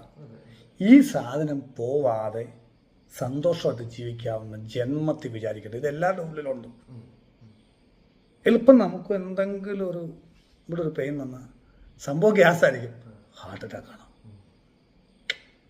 എന്തെങ്കിലും ഒരു ഇത് വന്നു കഴിഞ്ഞാൽ ക്യാൻസറാണ്. ഇതാണ് ചെക്ക് ചെയ്യണം. പല ആൾക്കാർ ഇതങ്ങ് വിടും, പിന്നെ വേറെ തിരക്കിലൊക്കെ ആകുമ്പോൾ ഇതില്ല. ചില ആൾക്കാർ ഇതിൽ ഇങ്ങനെ കയറി ന്യൂറോ നെറ്റ്വർക്ക് ബിൽഡപ്പ് ചെയ്ത് ഡെവലപ്പ് ചെയ്ത് ഹാർട്ട് അറ്റാക്ക് മോക്ക് ചെയ്യും. അത് ഇവിടെ ഇങ്ങനെ പെയിൻ വന്നിട്ട് വരെ വരും. ശരീരത്തിനകത്തുള്ള ഇന്റേണൽ ഓർഗൻസിന്റെ പെയിൻ കാണിക്കുന്ന പുറത്താണ്. ഹാർട്ടിലുള്ള സാധനങ്ങളുടെ കംപ്ലൈൻറ്റ് ഉണ്ടെങ്കിൽ അറിയിക്കുന്ന ഇവിടെയൊക്കെയാണ്. അകത്ത് പെയിൻ അറിയാനുള്ള സംവിധാനമില്ല. ശരീരത്തിൻ്റെ ടെക്നോളജി അങ്ങനെയാണ്. ഇപ്പം ഇവിടെയൊക്കെ നമുക്ക് എന്തെങ്കിലും പ്രശ്നം ഉണ്ടെങ്കിൽ പല്ലിലുണ്ട് അവിടെ തന്നെ കാണിക്കും. ഇന്റേണൽ ഓർഗൻസിന്റെ ഡാമേജ് കാണിക്കുന്ന ഇവിടെയൊക്കെയാണ്, പുറം വേദനയായിട്ടൊക്കെയാണ്. ഉണ്ട്. അപ്പം ശരീരം ഓട്ടോമാറ്റിക്കായിട്ട് ഇതിങ്ങനെ ഒരു പ്രോസസ്സ് നമ്മൾ തന്നെ സങ്കല്പിച്ച് ഡെവലപ്പ് ചെയ്യും. നമ്മുടെ ഞാൻ പറഞ്ഞില്ലേ മറ്റേ ആനയുടെ കാര്യം പറഞ്ഞപ്പോൾ ഒരു അതിലൂടെ ന്യൂറോൺ നെറ്റ്വർക്കിലൂടെ എനർജി സെൻഡ് ചെയ്യുന്നു, കണ്ടിന്യൂസ് ആയിട്ട് ഇമ്പൾസസ് അയക്കുമെന്ന് ഞാൻ പറഞ്ഞില്ലേ ന്യൂറോൺ സെല്ല് വഴി. അപ്പം അതുപോലെ നമ്മുടെ ആ ചിന്ത വഴി ആ ഓർഗൻസിലേക്ക് നമ്മൾ ശ്രദ്ധിക്കുമ്പോൾ അവിടെ എനർജി വരും. അപ്പോൾ അവിടെ എന്തെങ്കിലും ചെറിയ പ്രശ്നം ഉണ്ടെങ്കിൽ അത് നമ്മൾ ഉടനെ വലിയ മാഗ്നിഫൈ ചെയ്യും. മനസ്സിലായി? എന്നിട്ട് അത് റിയലാക്കി എടുക്കും. പാടുപെട്ട് ശരീരം ഒരു ഹാർട്ട് അറ്റാക്ക് റിയലാക്കി എടുക്കും. ഒരു കുഴപ്പമില്ല. പാടുപെട്ട് കഷ്ടപ്പെട്ട് കുറച്ച് നാളുകൊണ്ടൊക്കെ അത് റിയലാക്കി എടുക്കും. പാടുപെട്ട് നമ്മൾ തന്നെ ക്യാൻസറും ഒക്കെ റിയലാക്കി എടുക്കും നമ്മൾ. മാനിഫെസ്റ്റേഷൻ നെഗറ്റീവായിട്ട് സംഭവിക്കും. അത് വരുന്നത് ഭയത്തിൽ നിന്നാണെന്നാണ് ഞാൻ പറഞ്ഞത്. ഭയത്തിൽ നിന്നാണ് ഈ ബാധ പിടിക്കുന്നത്.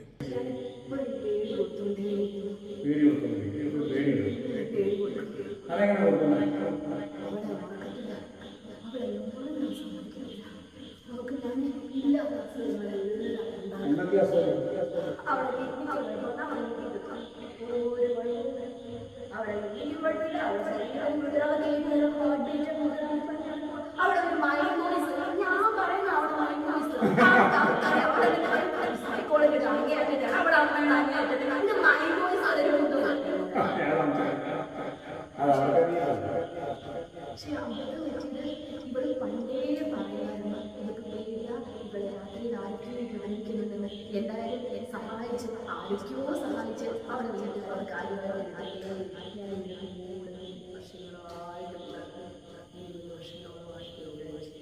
ഈ മരിച്ചു കഴിഞ്ഞ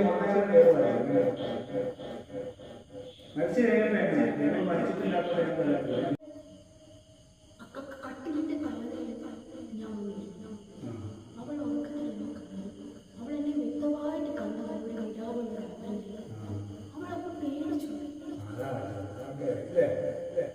അപ്പൊ അവളത് പിറ്റേ ദിവസം അവളുടെ അമ്മയോട് പറഞ്ഞു. അപ്പൊ ഞാൻ പേടിച്ചു പോയി.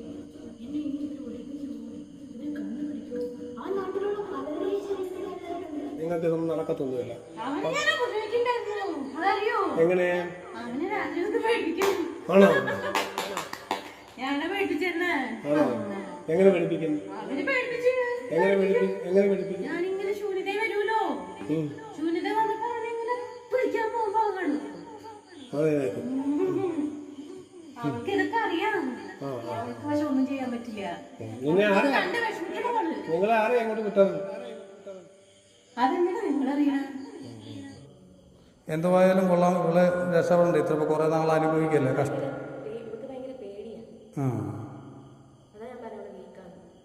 വീക്കാ. അപ്പോൾ നേരത്തെ സംഭവം ഉള്ളതുകൊണ്ടാണ് വീക്കായിരിക്കുന്നത്. ഭയം വരില്ല. അത് നമ്മൾ മാറ്റി. പേടിയല്ലേ? എങ്ങനെ അറിയായിരുന്നത്?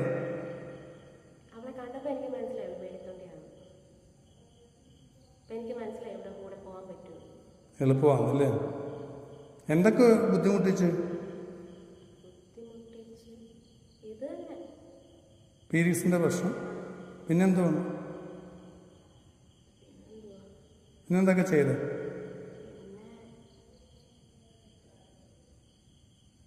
അവളെ ഞാൻ എൻ്റെ അടുക്കൽ വിടാതെ ഇങ്ങനെ നിർത്തും. ഒന്നിനും ഞാൻ വിടത്തില്ല, എൻ്റെ കൂടെ തന്നെ നിർത്തും. അവൾ വിഷമിച്ചും സങ്കടപ്പെട്ടും ഭയന്ന് ഇരിക്കുകയാണെങ്കിൽ നമുക്ക് നിൽക്കാൻ പറ്റത്തുള്ളൂ അല്ലേ? അതുകൊണ്ട് അവളെ ഇങ്ങനെ വിഷമിപ്പിച്ചുകൊണ്ടിരിക്കുന്നു അല്ലേ? അല്ലാതെ വേണമെന്നുണ്ടായിട്ടൊന്നും അല്ല ബേസിക്കലി അല്ലേ? ഇവള് പോയി കഴിഞ്ഞാൽ എനിക്ക് അവനെ കണ്ടുപിടിക്കാൻ പറ്റത്തില്ലല്ലോ. അതുകൊണ്ട് അവളെ വിഷമിപ്പിച്ചൊക്കെ ഇങ്ങനെ നിർത്തും. എന്നെങ്കിലേ നമുക്ക് നിൽക്കാൻ പറ്റത്തുള്ളൂ അല്ലേ? എനിക്ക് അവനെ കണ്ടുപിടിക്കണ്ടേ. അപ്പോൾ എന്തിനാ ഈ പീരീഡ്സിൻ്റെ പ്രശ്നം ബുദ്ധിമുട്ടുകളും ഒക്കെ ഉണ്ടാക്കുന്നു? അപ്പോഴേ ഞാൻ പറയുന്നതൊക്കെ അവൾ കേൾക്കത്തുള്ളൂ. അതാ ഞാൻ പറഞ്ഞു. അതന്നെ ഞാൻ വേറെ രീതി പറഞ്ഞു. പറയുന്നതെല്ലാം കേൾക്കുമോ? ഇവള് പറയുന്നതെല്ലാം കേൾക്കുമോ? ഞാൻ പറഞ്ഞില്ലേ, പേടിത്തോണ്ടേ, പേടിപ്പിച്ചാൽ മതി. എന്തും ചെയ്യും. എങ്ങനെ പേടിപ്പിക്കുന്നത്? ഞാൻ തന്നെ പേടിപ്പിക്കും. അതെങ്ങനെ പേടിപ്പിക്കുന്നു? അവൾക്കിപ്പോൾ അവളെ തന്നെ പേടിയാണ്. അതായത് വല്ല ചിന്തകൾ, പേടിപ്പിക്കുന്ന ചിന്തകളുണ്ടോ? പോലേ ഞാൻ അവളെ ഉറക്കത്തില്ല. ഉറക്കത്തിൽ ഞെട്ടി എണീപ്പിക്കും. എന്തോ ചെയ്യും? വിളിക്കുമോ? എന്തോ ചെയ്യും? എന്നിട്ട് രാത്രി ഞാൻ അവളുടെ അടുക്കാൻ എഴുന്നേക്കും. എന്നിട്ട് അവളെ തന്നെ ഞാൻ നോക്കി ചിരിച്ച് കാണിച്ച് പേടിപ്പിക്കും. അവൾക്ക് കാണാമോ? അവൾക്ക് തന്നെ കാണാം. അവൾക്ക് അറിയാം ഞാനുണ്ടെന്നൊക്കെ. ഞങ്ങളിടയ്ക്ക് സംസാരിക്കാറൊക്കെ ഉണ്ട്. ആണോ? അപ്പോൾ എന്തോ അവൾ പറയുന്നത്? അവൾക്ക് എന്നെ പേടിയൊക്കെയാണ്. പക്ഷെ അവൾക്കും ഉണ്ട് എന്നെ സഹായിക്കണമെന്ന് ആഗ്രഹമുണ്ട്. പക്ഷെ അവൾ ഉണർന്നിരിക്കുമ്പോൾ അവൾക്ക് അറിയത്തില്ല. അവൾ ഉറങ്ങുമ്പോഴേ അവൾക്ക് അറിയത്തില്ല. ഇവൾ ഉറങ്ങുമ്പോഴാണ് ഞാൻ അവളിലൂടെ അന്വേഷിക്കുന്നത്. ഉറങ്ങുമ്പോൾ എങ്ങനെ അന്വേഷിക്കാൻ പറ്റുന്നത്? അപ്പോൾ ഞാൻ എന്നെ ചിന്തിക്കും. എനിക്ക് തലച്ചോറില്ലല്ലോ, എനിക്ക് ചിന്തിക്കാൻ പറ്റത്തില്ലല്ലോ. അത് ശരി. എങ്ങനെയാ, എന്താ പറ്റിയെന്ന് അങ്ങനെ ചിന്തിച്ച് എനിക്ക് മനസ്സിലായത് എന്നെ മനഃപൂർവ്വം കൊണ്ട് ഇടിപ്പിച്ചതാണ്. ഓ ശരി. ഓർമ്മകളുണ്ട്, പക്ഷെ പുതുതായിട്ട് ചിന്തിക്കാൻ ബ്രെയിൻ ഇല്ലാതെ പറ്റത്തില്ല അല്ലേ? തലച്ചോറില്ലാതെ പറ്റത്തില്ല. അപ്പോൾ അവൾ രാത്രി ഉറങ്ങാതിരുന്നു അവളുടെ തലച്ചോറിൽ കൂടെ ഞാൻ ചിന്തിക്കും. അപ്പോഴെനിക്ക് മനസ്സിലായത് ഞാൻ ഇങ്ങനെ നടന്നു വരുമ്പോഴത്തേക്കും കൊണ്ടുവന്ന് എന്നെ ഇടിപ്പിച്ചതാണ്. സർവ്വതും ഭയത്തിൽ നിന്നാണ്. സർവ്വം ഈ മരണ ഭയത്തിൽ നിന്നാണ്. അതുകൊണ്ടാണ് നമ്മളുടെ വേദാന്തവും ഗീതയും ഒക്കെ ഭയങ്കരമായിട്ട് പ്രയോജനം ചെയ്യുമെന്ന് പറയുന്നത്. ഉടുപ്പ് മാറുന്നോട്ടാണ് മരണം എന്നൊക്കെ ഗീത പറയുന്നില്ലേ? ഇങ്ങനെ കുറേ സാധനങ്ങളൊക്കെ കേട്ട് കഴിയുമ്പോൾ നമ്മുടെ ഈ ഭയം ഒന്ന് പോകും. ആദ്യം ഈ ജന്മം പഠിക്കപ്പാ, പിന്നല്ലോ പുനർജന്മം. അപ്പൊ ഇത് പഠിച്ച് അതൊക്കെ ഹൈപ്പോത്തിസിസ് അല്ലേ? ഉണ്ടാകാം, ഇല്ലായിരിക്കാം. ഇത് അറിഞ്ഞിട്ട് എന്തോ വേണം? അപ്പോ ഇപ്പോഴത്തെ പ്രശ്നം പരിഹരിക്കാനോ?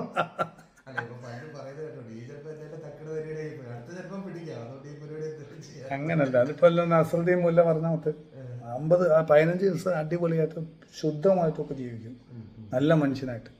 പിന്നെ 15 ദിവസം ഭയങ്കര വെള്ളപടിയും തോന്നിവാസവും കാര്യങ്ങളൊക്കെ. അപ്പോൾ ചോദിച്ചു, അപ്പോൾ എന്തുകൊണ്ടാണ് നിങ്ങൾ നല്ല മനുഷ്യനായിട്ട് 15 ദിവസം ജീവിക്കുന്നത്? അത് നമ്മൾ ഈശ്വരനുണ്ട്, അപ്പം നമ്മൾ നല്ല കാര്യങ്ങൾ ചെയ്യുമ്പോൾ സ്വർഗത്തിൽ പോകുന്നു, നല്ല കാര്യങ്ങളൊക്കെ അത് മനസ്സിലാക്കി ഈശ്വര ദൈവഭയത്തോടു കൂടി നന്നായിട്ട് ജീവിക്കണ്ടേ? അതുകൊണ്ടാണ് 15 ദിവസം നല്ല നീറ്റായിട്ടൊക്കെ ജീവിക്കുന്നത്. അപ്പോൾ പിന്നെ മോശമായിട്ട് ജീവിക്കുന്നത്. ഇനി ഇതൊന്നും ഇല്ലെങ്കിൽ നമുക്ക് വെള്ളമടിക്കാനോ അതിന് ഇതിനൊക്കെ എൻജോയ് ചെയ്യാൻ പറ്റുന്നതാകില്ല, തോന്നി മാസം നടക്കും. നഷ്ടം വരത്തില്ലല്ലോ 15 ദിവസം നമ്മൾ. പിന്നെ 15 ദിവസം നീറ്റാ എന്ന് പറഞ്ഞുകൊണ്ടാണ്. അല്ല, ഭയം പോകണം. തീവ്രവാദികളെ നോക്കിയാൽ മതി, വേറെ എങ്ങും പോകണ്ട. തീവ്രവാദികൾ തമ്മിൽ കാണുമ്പോൾ നമുക്ക് മരിക്കണ്ടേ എന്നാണ് അവർ ചോദിക്കുന്നത്. അതാണ് അവരുടെ ഡ്രീം. മരിച്ച ഹൂറികളെ കിട്ടുക സ്വർഗത്തിൽ ചെല്ലുമ്പോൾ. ഇവിടെ 2 ഹൂറിക്ക് വേണ്ടി ഞാൻ ജീവിതം കളയുന്നത് എന്തിനാ? സ്വർഗത്തിൽ 72 ഹൂറികൾ ഇരിക്കുകയല്ലേ എന്നൊരുത്തും പറഞ്ഞു ഒരു ഇന്റർവ്യൂല്, ഹിന്ദിയില്. ഞാൻ കണ്ടതാ. തീവ്രവാദി ഇന്റർവ്യൂ ചെയ്യുമ്പോൾ ചോദിക്കുമ്പോൾ അവൻ പറയുന്ന ഇതാണ്. അപ്പോൾ ചുമ്മാ കള്ളത്തരങ്ങൾ വിശ്വസിച്ചിട്ടായാലും മരിക്കാൻ വരെ ആളുകൾക്ക് തയ്യാറാവാൻ അവന് ഭയമില്ലാതെ വരുന്നത് എന്താ? നമുക്ക് മരണഭയമാണ്. അപ്പം അതാണ് ഞാൻ പറഞ്ഞു വരുന്നത്. ഇങ്ങനെയുള്ള വേദാന്ത ചിന്തകളും ആ സാധനങ്ങളൊക്കെ ഉറച്ചു കഴിഞ്ഞാൽ, നമ്മൾ റിയലായിട്ടുള്ള കാര്യങ്ങളാണത്, അത് ഉറച്ചു കഴിഞ്ഞാൽ നമ്മളുടെ ഭയം പോകും. ഈ ഭയം പോയി ഞാൻ ദേവിയുടെ കൂട്ടത്തിൽ ഇരിക്കുമെന്ന് തിരിച്ചറിയുന്ന ഒരു സാധനം. ആദ്യം ദേവി ഉണ്ടെന്ന് മനസ്സിലാക്കണം, എന്നാലും ഇത് വിശ്വാസം വരത്തുള്ളൂ. ഇല്ലെങ്കിൽ ബിരിയാണി കൊടുക്കുന്നുണ്ടെങ്കിലോ എന്ന് പറഞ്ഞുള്ള ചെയ്ത്തായിരിക്കും. മനസ്സിലായോ? അറിയത്തില്ല ബിരിയാണി കൊടുക്കാൻ. നസറുദ്ദീൻ മുല്ല ഇങ്ങനെ കിടന്നുറങ്ങിയപ്പോൾ അത് സിനിമയ്ക്കകത്ത് വന്നിട്ടുണ്ട്, കോപ്പി അടിച്ച്. ഉള്ളൊരു കഥയാണ്. പുള്ളി ഇങ്ങനെ കിടന്നുറങ്ങിക്കൊണ്ടിരിക്കുമ്പോൾ പിള്ളേർ ഭയങ്കര ഒച്ച വെച്ച് അവിടെ കളിക്കുക. പുള്ളിക്ക് ഉറങ്ങാൻ പറ്റുന്നില്ല. അപ്പോൾ പുള്ളി ഇവിടെ ശ്രദ്ധിക്കണം എല്ലാവരും, എന്താണ് കൊട്ടാരത്തിൽ ബിരിയാണി കൊടുക്കുന്നുണ്ട്, ഇപ്പം ചെന്നാൽ കിട്ടുമെന്ന് പറയും. ഇപ്പം ഇവരെല്ലാം കൂടെ ഓടാൻ തുടങ്ങി. അതിൻ്റെ മുന്നിൽ ഇയാൾ ഓടാൻ തുടങ്ങി. അപ്പോൾ എന്താണെന്ന് ചോദിച്ചപ്പോൾ എനിക്ക് ശരിക്കും ബിരിയാണി കൊടുക്കണമെങ്കിൽ എനിക്ക് ശരിക്കും കിട്ടിയാലോ എന്ന് പറഞ്ഞിട്ട് നമ്മൾ സ്വയം പറ്റിക്കുന്നുണ്ട്. ഞാൻ പറഞ്ഞു വന്നതല്ല, ഞാൻ പറഞ്ഞു വന്നത് നമ്മുടെ ഉള്ളിലെ നമ്മൾ ജെനുവിനായിട്ടുള്ള രീതിയിലുള്ള കാര്യങ്ങൾ. അപ്പം ഇത് അതുപോലെ അല്ലെന്ന് ഞാൻ പറഞ്ഞത്, ശരിക്കുള്ള കാര്യങ്ങളാണ് ഈ ആചാര്യന്മാർ പറഞ്ഞത്. അപ്പം നമ്മൾ മരിക്കുമ്പോൾ ദേവിയുടെ കൂട്ടത്തിൽ നിൽക്കുമെന്ന് തിരിച്ചറിയണം. ദേവി ഉള്ളതാണെന്ന് തിരിച്ചറിയണം. ഈ ബിരിയാണി കൊടുക്കുന്നുണ്ടെങ്കിലോ എന്നുള്ള രീതി ഉപാസിക്കരുത്. അതാണ് പറഞ്ഞു വന്നത്. ശരിക്കും നമുക്കിത് ബോധ്യപ്പെടാൻ തുടങ്ങും. ആദ്യമൊക്കെ നമുക്കിത് സങ്കല്പമായിരിക്കും. പക്ഷേ ഉപാസന വിജയിക്കുന്നതനുസരിച്ച് നമുക്കിത് ശരിക്കും ബോധ്യപ്പെടാൻ തുടങ്ങും. ദേവി ഉണ്ടെന്ന് അനുഭവങ്ങൾ വരാൻ തുടങ്ങും. അവിടെ വരെ എത്തിക്കേണ്ട വരെയുള്ള ബുദ്ധിമുട്ട് അത് കഴിഞ്ഞാൽ കുറേ കൂടെ എളുപ്പമാണ്. നമുക്കിത് ബോധ്യപ്പെട്ടല്ലോ, ഉണ്ടെന്ന് നമുക്ക് തിരിച്ചറിയാനായല്ലോ. അതൊരു ലോജിക്കൽ മൈൻഡ് നമ്മളെ ക്വസ്റ്റ്യൻ ചെയ്തുകൊണ്ടിരിക്കും. പക്ഷെ ഒരു ഘട്ടം കഴിഞ്ഞാൽ ഇത് നമുക്ക് മനസ്സിലാവാൻ തുടങ്ങും. ആ എക്സ്പീരിയൻസ് വരുമ്പോൾ മുതൽ ഇത് റിയലാവും. നമ്മുടെ മരണഭയം പോകും. മരിച്ചാൽ നമ്മൾ ദേവിയുടെ പ്രകാശത്തിൻ്റെ ലോകത്ത് നിൽക്കുമെന്ന്. ഇല്ലെങ്കിൽ ഇതുപോലെ ഇരുട്ടത്തെ ഞാൻ ഈ വീഡിയോയിൽ കാണിക്കാൻ നോട്ട് ബാധകളായിട്ട് അലഞ്ഞ് നടക്കേണ്ടി വരുമെന്ന് മനസ്സിലാവും. ബാധകളുണ്ടെന്ന് മനസ്സിലായ ദേവി ഉണ്ടെന്ന് മനസ്സിലാക്കി എളുപ്പമാണ്. അതുകൊണ്ട് ചില ആൾക്കാർ ഞാൻ ഇരുത്തി ഈ വീഡിയോസ് എല്ലാം കാണിക്കും. കുറേ മനസ്സിലാവും ഇതൊക്കെ ഉള്ളതാണെന്ന് മനസ്സിലാവും. അവർ ചോദിക്കുന്നുണ്ട്, ഞാൻ ഇങ്ങനെ എവിഡൻസ് വരത്തക്ക രീതിയിൽ ചില കാര്യങ്ങളൊക്കെ ചില ആൾക്കാരെ കൊണ്ട് ചോദിപ്പിക്കുന്നൊക്കെ ഉണ്ട് ഇതിനകത്ത്. അപ്പോൾ അവർ ഇവർക്ക് അറിയാൻ വയ്യാത്തതും മറ്റേ മരിച്ച ആളിന് അറിയാവുന്നതുമായ കാര്യങ്ങൾ ഇങ്ങനെ ടകടകയെന്ന് പറയും. അത് കാണുമ്പോൾ മനസ്സിലായി ഇതൊക്കെ ഉണ്ടെന്ന്. അപ്പം ഇവരുടെ ഭയം പോകും. ഭയപ്പെടുകയല്ല ചെയ്യുന്നത്. ഇത് കാണും തോറും ദേവി ഉണ്ടല്ലോ. അപ്പോൾ ബാധകൾ തന്നെ പറയും ദേവി ഇവിടെ ഉണ്ടെന്നൊക്കെ. അപ്പോൾ ആ ഭയം മാറും.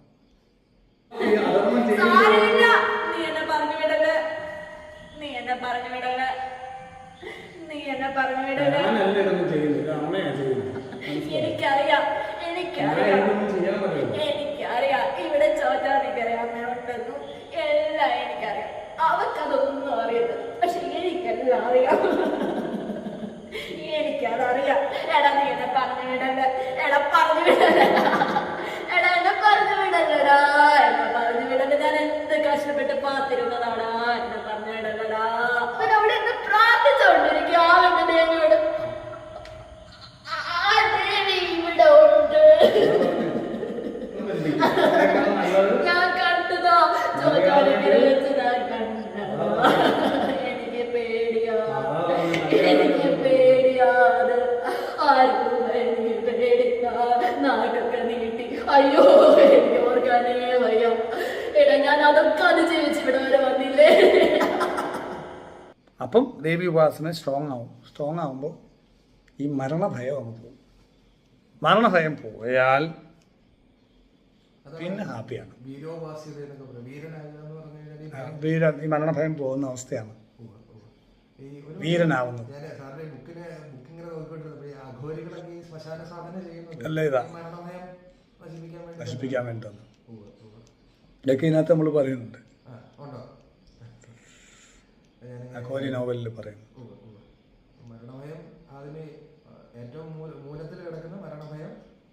അതാണ് നമ്മളെ എപ്പോഴും ശരീരത്തിലേക്ക് കോൺസെൻട്രേറ്റ് ചെയ്യിപ്പിക്കുന്നത്. ശരീരബോധം ഇല്ലാതാക്കാൻ അവർ ചെയ്യും. ശരീരബോധത്തിലേക്ക് കോൺസെൻട്രേറ്റ് ചെയ്യുമ്പോൾ അവിടെ മരണവും കൂടെ അതിൻ്റെ കൂടെ വരും. മരണചിന്തയും കൂടെ. ശരീരം അങ്ങോട്ട് പറഞ്ഞാൽ ഉടനെ മരണം എന്നുള്ള സാധനം കൂടെ അതിൻ്റെ കൂടെ ചേർത്ത് വരും. ശരീരബോധം മാറ്റിയെങ്കിൽ ആത്മാവിലേക്ക് കടക്കാൻ പറ്റത്തുള്ളൂ. ആത്മാവിൻ്റെ വേൾഡിലേക്ക്. അപ്പോഴേ ഫ്രീഡം കിട്ടത്തുള്ളൂ. മനസ്സിലാവുന്നുണ്ടോ? അപ്പം സിദ്ധികൾക്കൊന്നും വലിയില്ലാതെ വരും.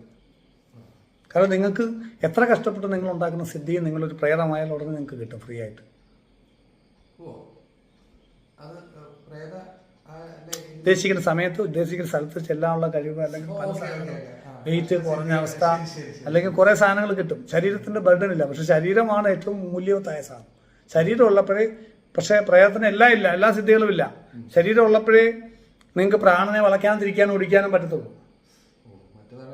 അങ്ങനെ ജപിച്ച് നിങ്ങളുടെ സോളിനെ ഉയർന്ന ചക്രങ്ങളിലേക്ക് കൊണ്ടുപോകാൻ നിങ്ങൾക്ക് വേറെ ചക്രങ്ങളുള്ള ലോകങ്ങളോ ഉയർന്ന ലോകങ്ങളിലേക്ക് നിങ്ങളെ കൊണ്ടുപോകാൻ ഉപാസന ചെയ്ത് ശരീരം ഉള്ളപ്പോഴേ പറ്റുള്ളൂ. മന്ത്രജപം ചെയ്ത് ആ ശരീരം ഒന്ന് പോയാൽ മന്ത്രം ജപിക്കാനൊന്നും പറ്റത്തില്ല. ആ ലോകത്ത് തന്നെ ഇങ്ങനെ അലിഞ്ഞിരിഞ്ഞ് നടക്കാം വർഷങ്ങൾ. അലിഞ്ഞിരിഞ്ഞിങ്ങനെ നടക്കാം വർഷങ്ങളോളം. 1000 കൊല്ലം, 2000 കൊല്ലം, 5000 കൊല്ലം.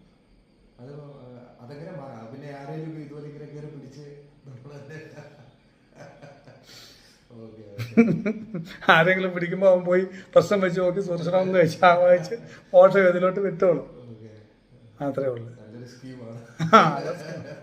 എന്നിട്ട് പറയും ശരീരത്തിൽ വരുമ്പോൾ എന്നാ തിരുവല്ലത്ത് കൊടുത്താൽ മതി, അല്ലെങ്കിൽ തിരുമല്ലാവാരത്ത് കൊടുത്താൽ മതി എന്നൊക്കെ പറയും ചിലരൊക്കെ.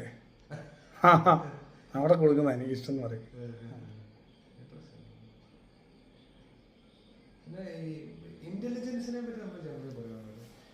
അറിവ് ഇപ്പം ഈ ആകാശിക് റെക്കോർഡ്സ് എന്നൊക്കെ പറഞ്ഞ സായിപ്പന്മാരുടെ പരിപാടിയാണെന്ന് എനിക്ക് തോന്നുന്നു.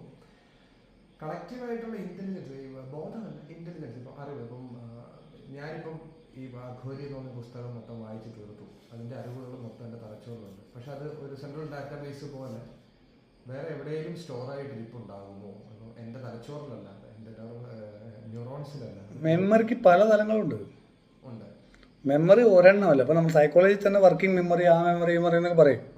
ഇപ്പോൾ വണ്ടി ഓടിക്കുമ്പോൾ ഉള്ളൊരു മെമ്മറി അല്ല നമ്മൾ അല്ലാതെ. ഇതുപോലെ നമ്മൾ പല പല തലങ്ങളിലുണ്ട്. സത്യത്തിൽ ഇത് മെമ്മറിയാണ് ഇതെല്ലാം. ഈ യൂണിവേഴ്സ് തന്നെ മെമ്മറിയാണ്. മനസ്സിലാവുന്നുണ്ടോ? മെമ്മറി സ്റ്റോറേജാണ്. അപ്പം പക്ഷെ ഇത് പ്രസൻറ്റിലാണ് ഇത് വർക്ക് ചെയ്യണത്. കാരണം ഈ ലോകത്തെ നിയമങ്ങളല്ല ഈ സൂക്ഷ്മ ലോകത്ത്, അതായത് ക്വാണ്ടം മെക്കാനിക്സ് പറയുമ്പോൾ വേദാന്തം പറയുന്ന കൂട്ടിരിക്കുന്നത് ആൾക്കാർ, നിങ്ങൾ വീഡിയോസൊക്കെ കണ്ടു നോക്കിയാൽ മനസ്സിലാവും. അപ്പം അവിടെ നമ്മൾ ഈ ഷ്രോഡിംഗറുടെ പൂച്ച പറഞ്ഞിട്ട്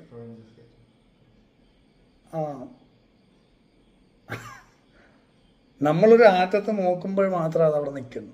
ക്വാണ്ടം സൂപ്പർ പൊസിഷൻ ചെയ്യുന്നത്. അല്ലാത്തപ്പോൾ അത് എങ്ങനെ വേണേ ആവാനുള്ള അസംഖ്യം പ്രോബബിലിറ്റിയാണ്. അപ്പോൾ ക്വാണ്ടം മെക്കാനിക്സിൽ നമ്മളൊരു ബോക്സിനകത്ത് ഒരു ഷൂ വെച്ചിരിക്കുന്നു. അത് തുറന്നു നോക്കുമ്പം വലത്തെ ഷൂവാണ്, വലത്തെ കാലിൻ്റെ ഷൂവാണ്. അടച്ചു വെച്ചിരിക്കുമ്പോൾ ഇത് ഇടത്തേതോ വലത്തേതോ ആണുള്ള ചാൻസ് ഉണ്ടെന്ന് പറയും. മാത്രമല്ല ഇതിൻ്റെ പ്രപഞ്ചത്തിൻ്റെ വേറെ ഏതോ സ്ഥലത്തുള്ള ഒരു ബോക്സിലിരിക്കുന്ന ഒരു ഷൂവിലും ഇവിടെ മാറ്റം ഉണ്ടാകുമ്പോൾ അവിടെ മാറ്റം ഉണ്ടാകും എന്ന് പറയും. അതാണ് എൻറ്റാങ്കിൾമെൻ്റ് എന്ന് പറയുന്നത്, ക്വാണ്ടം എൻറ്റാങ്കിൾമെൻ്റ്. ഇതെല്ലാം അപ്പോൾ ഈ നമ്മളെല്ലാം കൂടെ ഇങ്ങനെ ഒബ്സർവ് ചെയ്യുന്നതുകൊണ്ട് ഇതിൻ്റെ ക്വാണ്ടം സൂപ്പർ പൊസിഷനിങ്ങിലാണ് ഇത് മൗസായിട്ട് കാണപ്പെടുന്നത്. നമ്മൾ രണ്ടുപേരും നമ്മളെല്ലാം ഒബ്സർവ് ചെയ്യുന്നതുകൊണ്ടാണ്. ഇത് ഒബ്സർവ് ചെയ്യാത്തപ്പോൾ ഇതൊന്നുമല്ല, വേറെ എന്തെങ്കിലുമൊക്കെയാണ്. ആ ഒരു നോക്കുന്ന സമയത്ത് ഈ ലോകം റിയലായിട്ട്, കാരണം ഇപ്പം നിങ്ങളെ കാണുന്നത് പോലും പ്രസൻറ്റിലല്ല, 80 മില്ലി സെക്കൻഡ്സ് കഴിഞ്ഞിട്ടാണ്. നിങ്ങളുടെ ഡേറ്റ എൻ്റെ 2 കണ്ണിലൂടെ വന്ന് 2D ഇമേജായിട്ട് അകത്ത് കൊണ്ടുവന്ന് 3D ആക്കി ഒക്കെ പ്രോസസ്സ് ചെയ്ത് ജോമെട്രിക്കൽ കണക്കുകൾ വെച്ചിട്ട് ഇതെല്ലാം ഒരു കാൽക്കുലേഷനാണ്.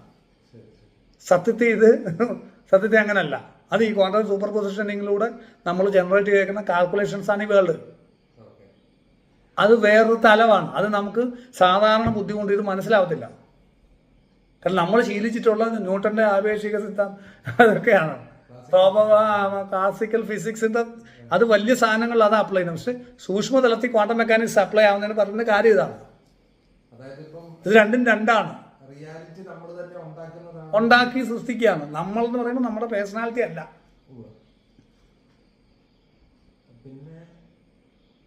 അതാണ് അതിനകത്തെ സാധനം. അത് ഞാൻ എന്നുള്ള ബോധം, സെപ്പറേറ്റഡ് ആയിട്ട് വരുന്ന സോള് എന്നൊക്കെ നമ്മൾ പറയേണ്ടി വരുന്ന അവിടെയാണ്. എല്ലാ പേഴ്സണാലിറ്റികളും എടുത്ത് മാറ്റിയാലും ബാക്കി നിൽക്കുന്ന എന്താണോ അത് ആത്മാവാണെന്ന് വേണമെങ്കിൽ നമുക്ക്, അതാണ് സത്യം. ബോധം ഏറ്റവും അടിയിലുള്ളത് ബോധമാണ്. ബോധം നമ്മുടെ എല്ലാ ഉള്ളിൽ കോമൺ ആയിട്ടുള്ള സംഗതി. നിങ്ങളുടെ ഉള്ളിലുള്ള ബോധം എൻ്റെ ഉള്ളിലുള്ള ബോധവും ഒക്കെ ഒന്നാണ്. നിങ്ങളിപ്പോൾ എന്നെ കാണുന്നു, എൻ്റെ ഉള്ളിൽ നിങ്ങളുടെ കൂട്ട് തന്നെ 100% പ്രാധാന്യത്തിലൊരു ബോധമുണ്ട്. പക്ഷെ നിങ്ങളത് ഓർക്കത്തില്ല, ഞാനും ഓർക്കത്തില്ല നിങ്ങളുടെ ഉള്ളിലുണ്ടത്. നിങ്ങൾ റോബോട്ട് പോലെ നടക്കുന്നു എൻ്റെ വിചാരം. എൻ്റെ ഉള്ളിൽ മാത്രമേ 100% ഞാനൊരു ബോധമുള്ളൂ എന്നാണ്. പക്ഷെ നമ്മൾ 100% ബോധം നിങ്ങൾക്കും കൂടെ ഞാൻ തരുവാന്നിരിക്കട്ടെ, നിങ്ങൾ എനിക്കും തരുവാന്നിരിക്കട്ടെ. നമ്മുടെ ബോധത്തിൻ്റെ അതിർത്തി എന്ന് പറഞ്ഞ് നിങ്ങൾ ഇവിടം വരെയാണ്, അതോ ഞാൻ അവിടം വരെയാണോ, അതോ അടുക്ക് വരയിട്ട് അവിടെ വരെയാണ്? എവിടെ നമ്മുടെ ബോധത്തിൻ്റെ അതിർത്തി? 100% പ്രാധാന്യം എന്താ? ആ ബോധത്തിനകത്താണ് നിൽക്കും നമ്മളെല്ലാം. അതാണ് ഈ പറഞ്ഞത്. മനസ്സിലായോ? അത് വലുതായി വരും. ബോധത്തെ ഒബ്സർവ് ചെയ്യുന്നതോറും ഇതിങ്ങനെ വലുതായി എക്സ്പാൻഡ് ചെയ്ത് വരും. ബാക്കിയൊക്കെ തോന്നലാന്ന് മനസ്സിലാവും. അപ്പം അത് ക്രമേണ പറ്റുന്ന കാര്യം. എല്ലാ മനുഷ്യർക്കും ഉള്ളൊരു സംശയമാണ് ചിന്ത, ബോധം, ഇത് തമ്മിലുള്ള വ്യത്യാസം എന്താണ്? ചിന്തയും ബോധവും തമ്മിലുള്ള ബോധം അവയർനെസ് ആണ്. അത് സത്യം പറഞ്ഞാൽ അറിഞ്ഞാലേ മനസ്സിലാകത്തുള്ളൂ എന്നുള്ളൊരു ഇതുണ്ട്. വലിയ പാടാ. പറഞ്ഞൊക്കെ വാക്കുകളെ കൊണ്ടുവരുമ്പോൾ തന്നെ ഇത് പോവും. അപ്പം അതുകൊണ്ട് ബോധം ദ്വൈതമല്ല. അതുകൊണ്ടാണ് വാക്കുകളെ കൊണ്ടുവരുമ്പോൾ തെറ്റിപ്പോകുന്നത്. വാക്കുകളെല്ലാം പ്രപഞ്ചത്തിലെല്ലാം മറ്റൊരു വാക്ക് ഓപ്പോസിറ്റ് വാക്കുകൊണ്ട് ബാലൻസ് ചെയ്താണ് നോക്കുന്നത്. കള്ളം എന്നുള്ള സത്യം കൊണ്ടും സത്യം എന്നുള്ള കള്ളം കൊണ്ടും പരസ്പരം കണക്റ്റഡാണ്. സത്യം അറിയാത്ത ആളിന് കള്ളം പറഞ്ഞാൽ മനസ്സിലാകത്തില്ല, കള്ളം എന്ന് പറയാത്ത ആളിന് സത്യം പറഞ്ഞാലും മനസ്സിലാവത്തില്ല. മനസ്സിലാവുന്നു. കറുപ്പ് അല്ല രാത്രി എന്ന് പറഞ്ഞു കഴിഞ്ഞാൽ പകല് കണ്ടിട്ടില്ലാത്ത ഒരാൾക്ക് രാത്രിയിൽ അറിയത്തില്ല. ഇപ്പോൾ ഒരു വെള്ളം എന്നുള്ള വാക്ക്, സമുദ്രത്തിൽ കഴിയുന്ന ഒരു മീനിന് വെള്ളം എന്താണെന്ന് മനസ്സിലാവത്തില്ല. കാരണം കര നമ്മൾ കണ്ടിട്ടുള്ളതുകൊണ്ട് നമുക്കിത് മനസ്സിലാവുന്നു വെള്ളം എന്തോന്ന്. ജനിക്കുന്നതും ജീവിക്കുന്നതും മരിക്കുന്നതും കടലിനകത്താണെങ്കിൽ അടിത്തട്ടിലാണെങ്കിൽ നീ ഒരു വെള്ളത്താൽ ചുറ്റപ്പെട്ടാണ് ജീവിക്കുന്നതെന്ന് പറഞ്ഞാൽ അത് എന്തുവാടാ വെള്ളം? ഞാൻ ഇതുവരെ കണ്ടിട്ടില്ലല്ലോ. അതെ, ഇതൊക്കെ വെള്ളം ഏത് ഇതെന്തോ നീ മനസ്സിലാവുന്നില്ല. ഇത് വെള്ളമില്ലേ? എന്ത് വെള്ളം? അതുപോലെ നമ്മൾ ഹിഗ്സ് ഫീൽഡിലാണ് നമ്മളെല്ലാം കഴിയുന്നത്. ആ ഹിഗ്സ് ഫീൽഡിൽ വരുന്ന ഡിസ്റ്റർബൻസ് ആണ് ഹിഗ്സ് ബോസോൺ പാർട്ടിക്കിൾ എന്ന് പറയുന്നത്. ദൈവകണം എന്നൊക്കെ പറഞ്ഞ് ലാർജ് കൊളയുടെ എക്സ്പെരിമെൻ്റ് ഒക്കെ നടത്തിയില്ലേ ഭൂമിക്കടിയിൽ വലിയ തുറക്കോട്ടാക്കി. അതുപോലെ നമ്മൾ ഹിഗ്സ് ഫീൽഡിൽ അതുപോലെ തന്നെയാണ് മീനിനോട് പറയുന്നത് കടലിലാന്ന് പറഞ്ഞാൽ മനസ്സിലാവത്തില്ല അതിന്.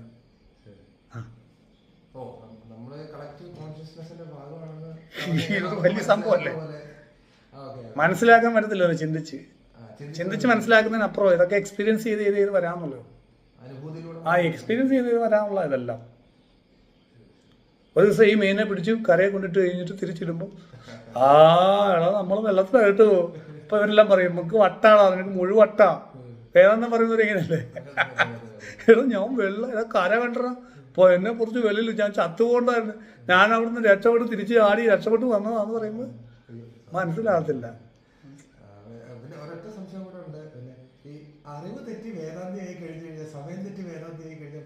പ്രശ്നം നമ്മുടെ അനുഭവങ്ങൾ സ്ട്രിക്റ്റ് ആയിട്ട് പിടിച്ചു പോകണം. അത് താന്ത്രികമായ പദ്ധതിക്ക് ഇമ്പോർട്ടൻസ് വരുന്നു. തന്ത്രം നിങ്ങളുടെ അനുഭവത്തിനാണ് എപ്പോഴും പ്രാധാന്യം കൊടുക്കുന്നത്, നിങ്ങളുടെ അറിവിനല്ല. അറിവില്ലായ്മയ്ക്കാണ് പ്രാധാന്യം. അറിവില്ലാത്തപ്പോഴേ അനുഭവങ്ങൾ എക്സ്പീരിയൻസ് ചെയ്യാൻ പറ്റത്തുള്ളൂ. അതിൻ്റെ സുഗന്ധം അതിൻ്റെ ഭംഗിയും നമുക്ക് എക്സ്പീരിയൻസ് ചെയ്യാൻ അറിവുണ്ടെങ്കിൽ പാടാം.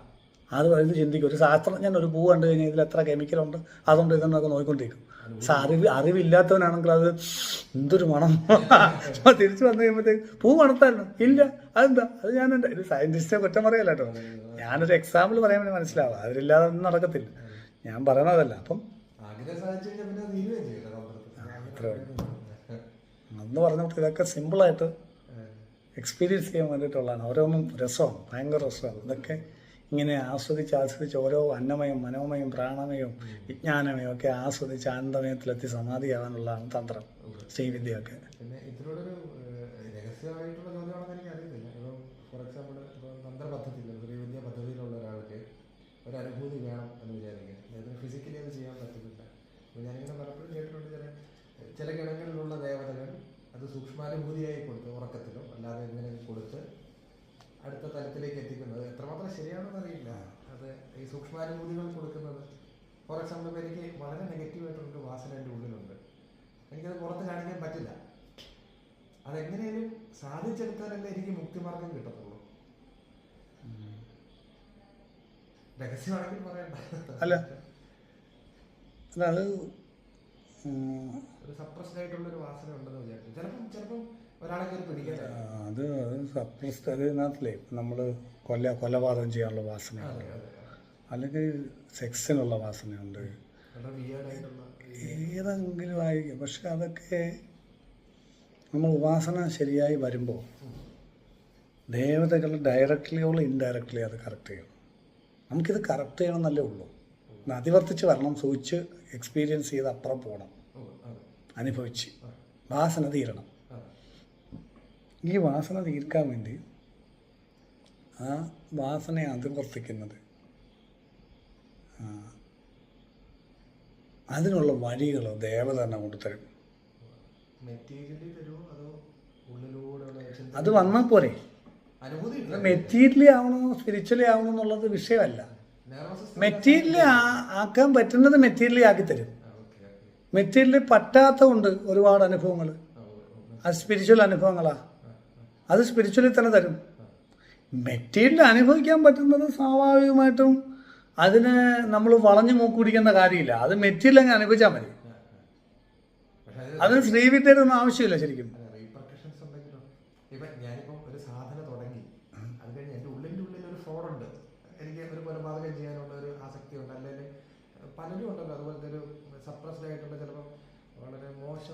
അങ്ങനല്ലത്. അത് ദേവത തന്നെ നമ്മളെ കൊണ്ടുപോയി മെറ്റീരിയലി ഫിനിഷ് ചെയ്യേണ്ട ഡിസയർ ആണെങ്കിൽ ദേവത തന്നെ കൊണ്ടുപോയി നമ്മളെ ഒരു സ്ലോട്ടറിങ് ഹൗസിൽ ജോലിക്ക് കയറ്റും. നിങ്ങൾക്ക് ഭയങ്കരമായൊരു ഇൻട്രസ്റ്റ് എന്ത്, നിങ്ങൾക്ക് ഹോട്ടൽ മാനേജ്മെൻറ്റ് പഠിക്കണം, പഠിച്ചു. അത് കഴിഞ്ഞിട്ട് നിങ്ങൾ ബ്രാഹ്മണനായിരിക്കും. അപ്പോൾ നിങ്ങളുടെ ഇൻട്രസ്റ്റ് കൊണ്ട് നിങ്ങൾ ഹോട്ടൽ മാനേജ്മെൻറ്റ് പഠിച്ചുകൊണ്ടിരിക്കട്ടെ. ഹോട്ടൽ മാനേജ് കഴിയുമ്പോൾ സാധാരണ ഇതൊക്കെ കട്ട് ചെയ്യാതെയൊക്കെ പറ്റത്തില്ല. അപ്പോൾ പുള്ളിക്കാരൻ അങ്ങനെ ഒന്ന് വിദേശത്ത് നല്ല സാലറിയിൽ ജോലി കിട്ടി അമേരിക്കയിൽ. പക്ഷേ അവിടെ ഹോട്ടൽ മാനേജ്മെൻറ്റ് പഠിച്ചെങ്കിൽ അവിടെ നിങ്ങൾ ചെയ്യേണ്ടത് കട്ട് ചെയ്യുക ആനിമൽസിനെ. നിങ്ങൾ നല്ല സാലറിയിൽ അവിടെ ജോലി കയറി എന്ന് ഇങ്ങനെ കൊല്ലാം. നിങ്ങളുടെ വാസന മൊത്തം തീരും. അപ്പോൾ നിങ്ങൾ ഡെവലപ്പ് ചെയ്യും. പക്ഷെ കർഷകരുടെ കാസ്റ്റ് നോൺ വെജിറ്റേറിയൻ കഴിക്കാത്ത കാസ്റ്റാണ്. അപ്പോൾ നേരെ ഓപ്പോസിറ്റ് കൊണ്ട് അടിച്ച് കൊണ്ടുപോയി കണ്ടോ. നോർമലി പുള്ളിക്ക് അങ്ങനെ പോകുന്നതല്ല. നോർമലി പുള്ളിയുടെ കാസ്റ്റ് രീതികൾ വെച്ചിട്ട് ഞാൻ ഒന്ന് മികച്ചത് തെറ്റാ കാസ്റ്റ് പറയുന്നതല്ല, ഇതിന്റെ ഒരു ഫ്ലോ പറയും. അത് അങ്ങനെ സെക്സ് അല്ലെങ്കിൽ എല്ലാ കാര്യങ്ങളിലും ദേവതയ്ക്ക് ദേവതയുടേതായ ചില മെത്തേഡ്സ് ഉണ്ട്. പക്ഷെ ഇത് ശരിയാവണം, ദേവതയായിട്ടുള്ള ബന്ധം ശരിയാവണം, കുറെ കാര്യങ്ങളുണ്ട് ഇതിന് പിന്നിൽ. ഈ ആൾ പ്രിപ്പയർ ചെയ്യണം, ഇയാളുടെ മൈൻഡ് കറക്റ്റ് ആവണം, മൈൻഡ് സ്റ്റോപ്പ് ആവണം, അഡിക്ഷൻസ് പോകണം. എന്നിട്ട് പോകുമ്പോഴാണ് ശരിക്കും നമ്മളെ മൂന്നാമതൊരാളായിട്ട് കാണാൻ പറ്റുന്നത്. നമ്മൾ മൂന്നാമതൊരാളായിട്ട് കണ്ടിട്ട് നമ്മൾ വാസന ഫുൾഫിൽ ചെയ്യുമ്പോഴേ കുണ്ടലിനി സുഷുമ്നയിലൂടെ ഭേദിച്ച് ശാസ്ത്രാർത്ഥത്തോട് സുഷുമ്നയെ കൂടെ വരത്തുള്ളൂ, സ്വാധിഷ്ഠാനം ഭേദിച്ച് വരത്തുള്ളൂ. സ്വാധിഷ്ഠാനത്തിലെ ബ്ലോക്ക് മാറണമെങ്കിൽ വാസന സഞ്ചയത്തിന്റെ ബ്ലോക്ക് മാറുമ്പോഴാണ് സുഷുമ്നയെ കൂടെ ഇത് കയറാൻ തുടങ്ങുന്നത്. മനസ്സിലാവുന്നുണ്ടോ? സുഷുമ്നയെ കൂടി ഇത് കയറണം ശാസ്ത്രാർത്ഥത്തിലോട്ട്. അതാണ് മോക്ഷത്തിന് മാർഗം.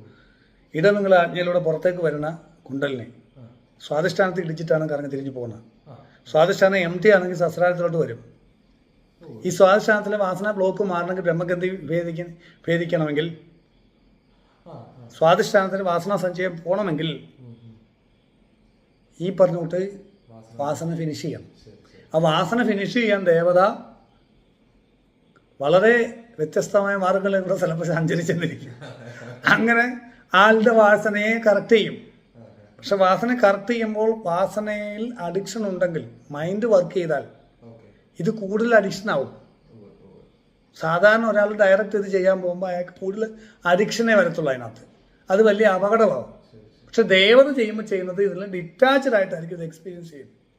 അപ്പോൾ അതിൽ അറ്റാച്ച്മെന്റ് വരാതെ സുഷുമ്നയെ കൂടെ ഇത് ബ്രേക്കായി മേളിലോട്ട് വരാനുള്ള സാഹചര്യം ഉണ്ടാവും. ഞാൻ സിഗരറ്റ് വലിക്കുന്നതാണ്, അഡിക്ഷൻ ഉണ്ടെന്ന് തന്നെ കരുതുന്നത് സാറേ. അപ്പോൾ ഇപ്പം 5 ഇന്ദ്രിയങ്ങൾ ഉപയോഗിച്ച് സിഗരറ്റ് വലിച്ച് ഒറ്റ തവണയായിട്ട് നല്ലൊരു ധ്യാനം പോലെ സിഗരറ്റ് വലിച്ച് തീരുമെന്ന് സാറ് പണ്ട് പറഞ്ഞ എനിക്ക് ഓർമ്മയുണ്ട്. ഓഷോ പറഞ്ഞത് ഒന്നിനും ഓർമ്മ. സ്മോക്കിംഗ് ടെമ്പിൾ ഉണ്ട് അവിടെ. സ്മോക്കിംഗ്. പക്ഷെ അതൊരു ഇതിനായിട്ട് കിട്ടിയിട്ടില്ല. 5 ഇന്ദ്രിയങ്ങൾ ഉപയോഗിക്കും. നമ്മുടെ എന്തൊരു ടെൻഷനിലായിരിക്കും പെട്ടെന്ന് വലിക്കുക, ടെൻഷൻ ഒന്ന് തീരാനായിട്ട്. നമ്മുടെ ബോധത്തിന് എല്ലാത്തിനും ക്ലെൻസ് ചെയ്യാനുള്ള കഴിവുണ്ട്. നിങ്ങൾ ബോധം വർദ്ധിക്കുന്നതിൻ്റെ ബൈ പ്രോഡക്റ്റാണ് ഗുണകരമായ വാസനകൾ നിലനിൽക്കുകയും ദോഷകരമായ വാസനകൾ വിട്ടുപോവുകയും ചെയ്യുന്നത്. മദ്യപാനം നിർത്തി എത്രയോ പേരുണ്ട് സാധന വിജയിച്ചിട്ട് ഡെവലപ്പ് ചെയ്ത് വന്നപ്പോഴത്തേക്കും. പറ്റുന്നില്ല അവർക്ക്. സിഗരറ്റ് വലി നിർത്തി, മദ്യപാനം നിർത്തി. കാരണം അവർക്കിത് പറ്റുന്നില്ല ആഗ്രഹിച്ചിട്ടും. കാരണം അവർക്ക് നല്ലത് ചീത്ത അവർക്ക് എങ്ങനെയും എക്സ്പീരിയൻസ് ആയി, അവർ ആ ഫ്രീക്വൻസിയിലേക്ക് ട്യൂണ്ടായി. ഓരോ എഫർട്ടും ഇല്ലാതാണ്. അതുപോലെ ഇതെല്ലാം കറക്റ്റായി തന്നെ വരും. അത് ഈ ഉപാസന പദ്ധതി ദീക്ഷ എടുത്ത് അത് ശരിയായി ചെയ്ത് പോകുന്നുള്ളൂ. അതിൽ വിട്ടുപോയി കഴിയുമ്പോൾ പറ്റത്തില്ല.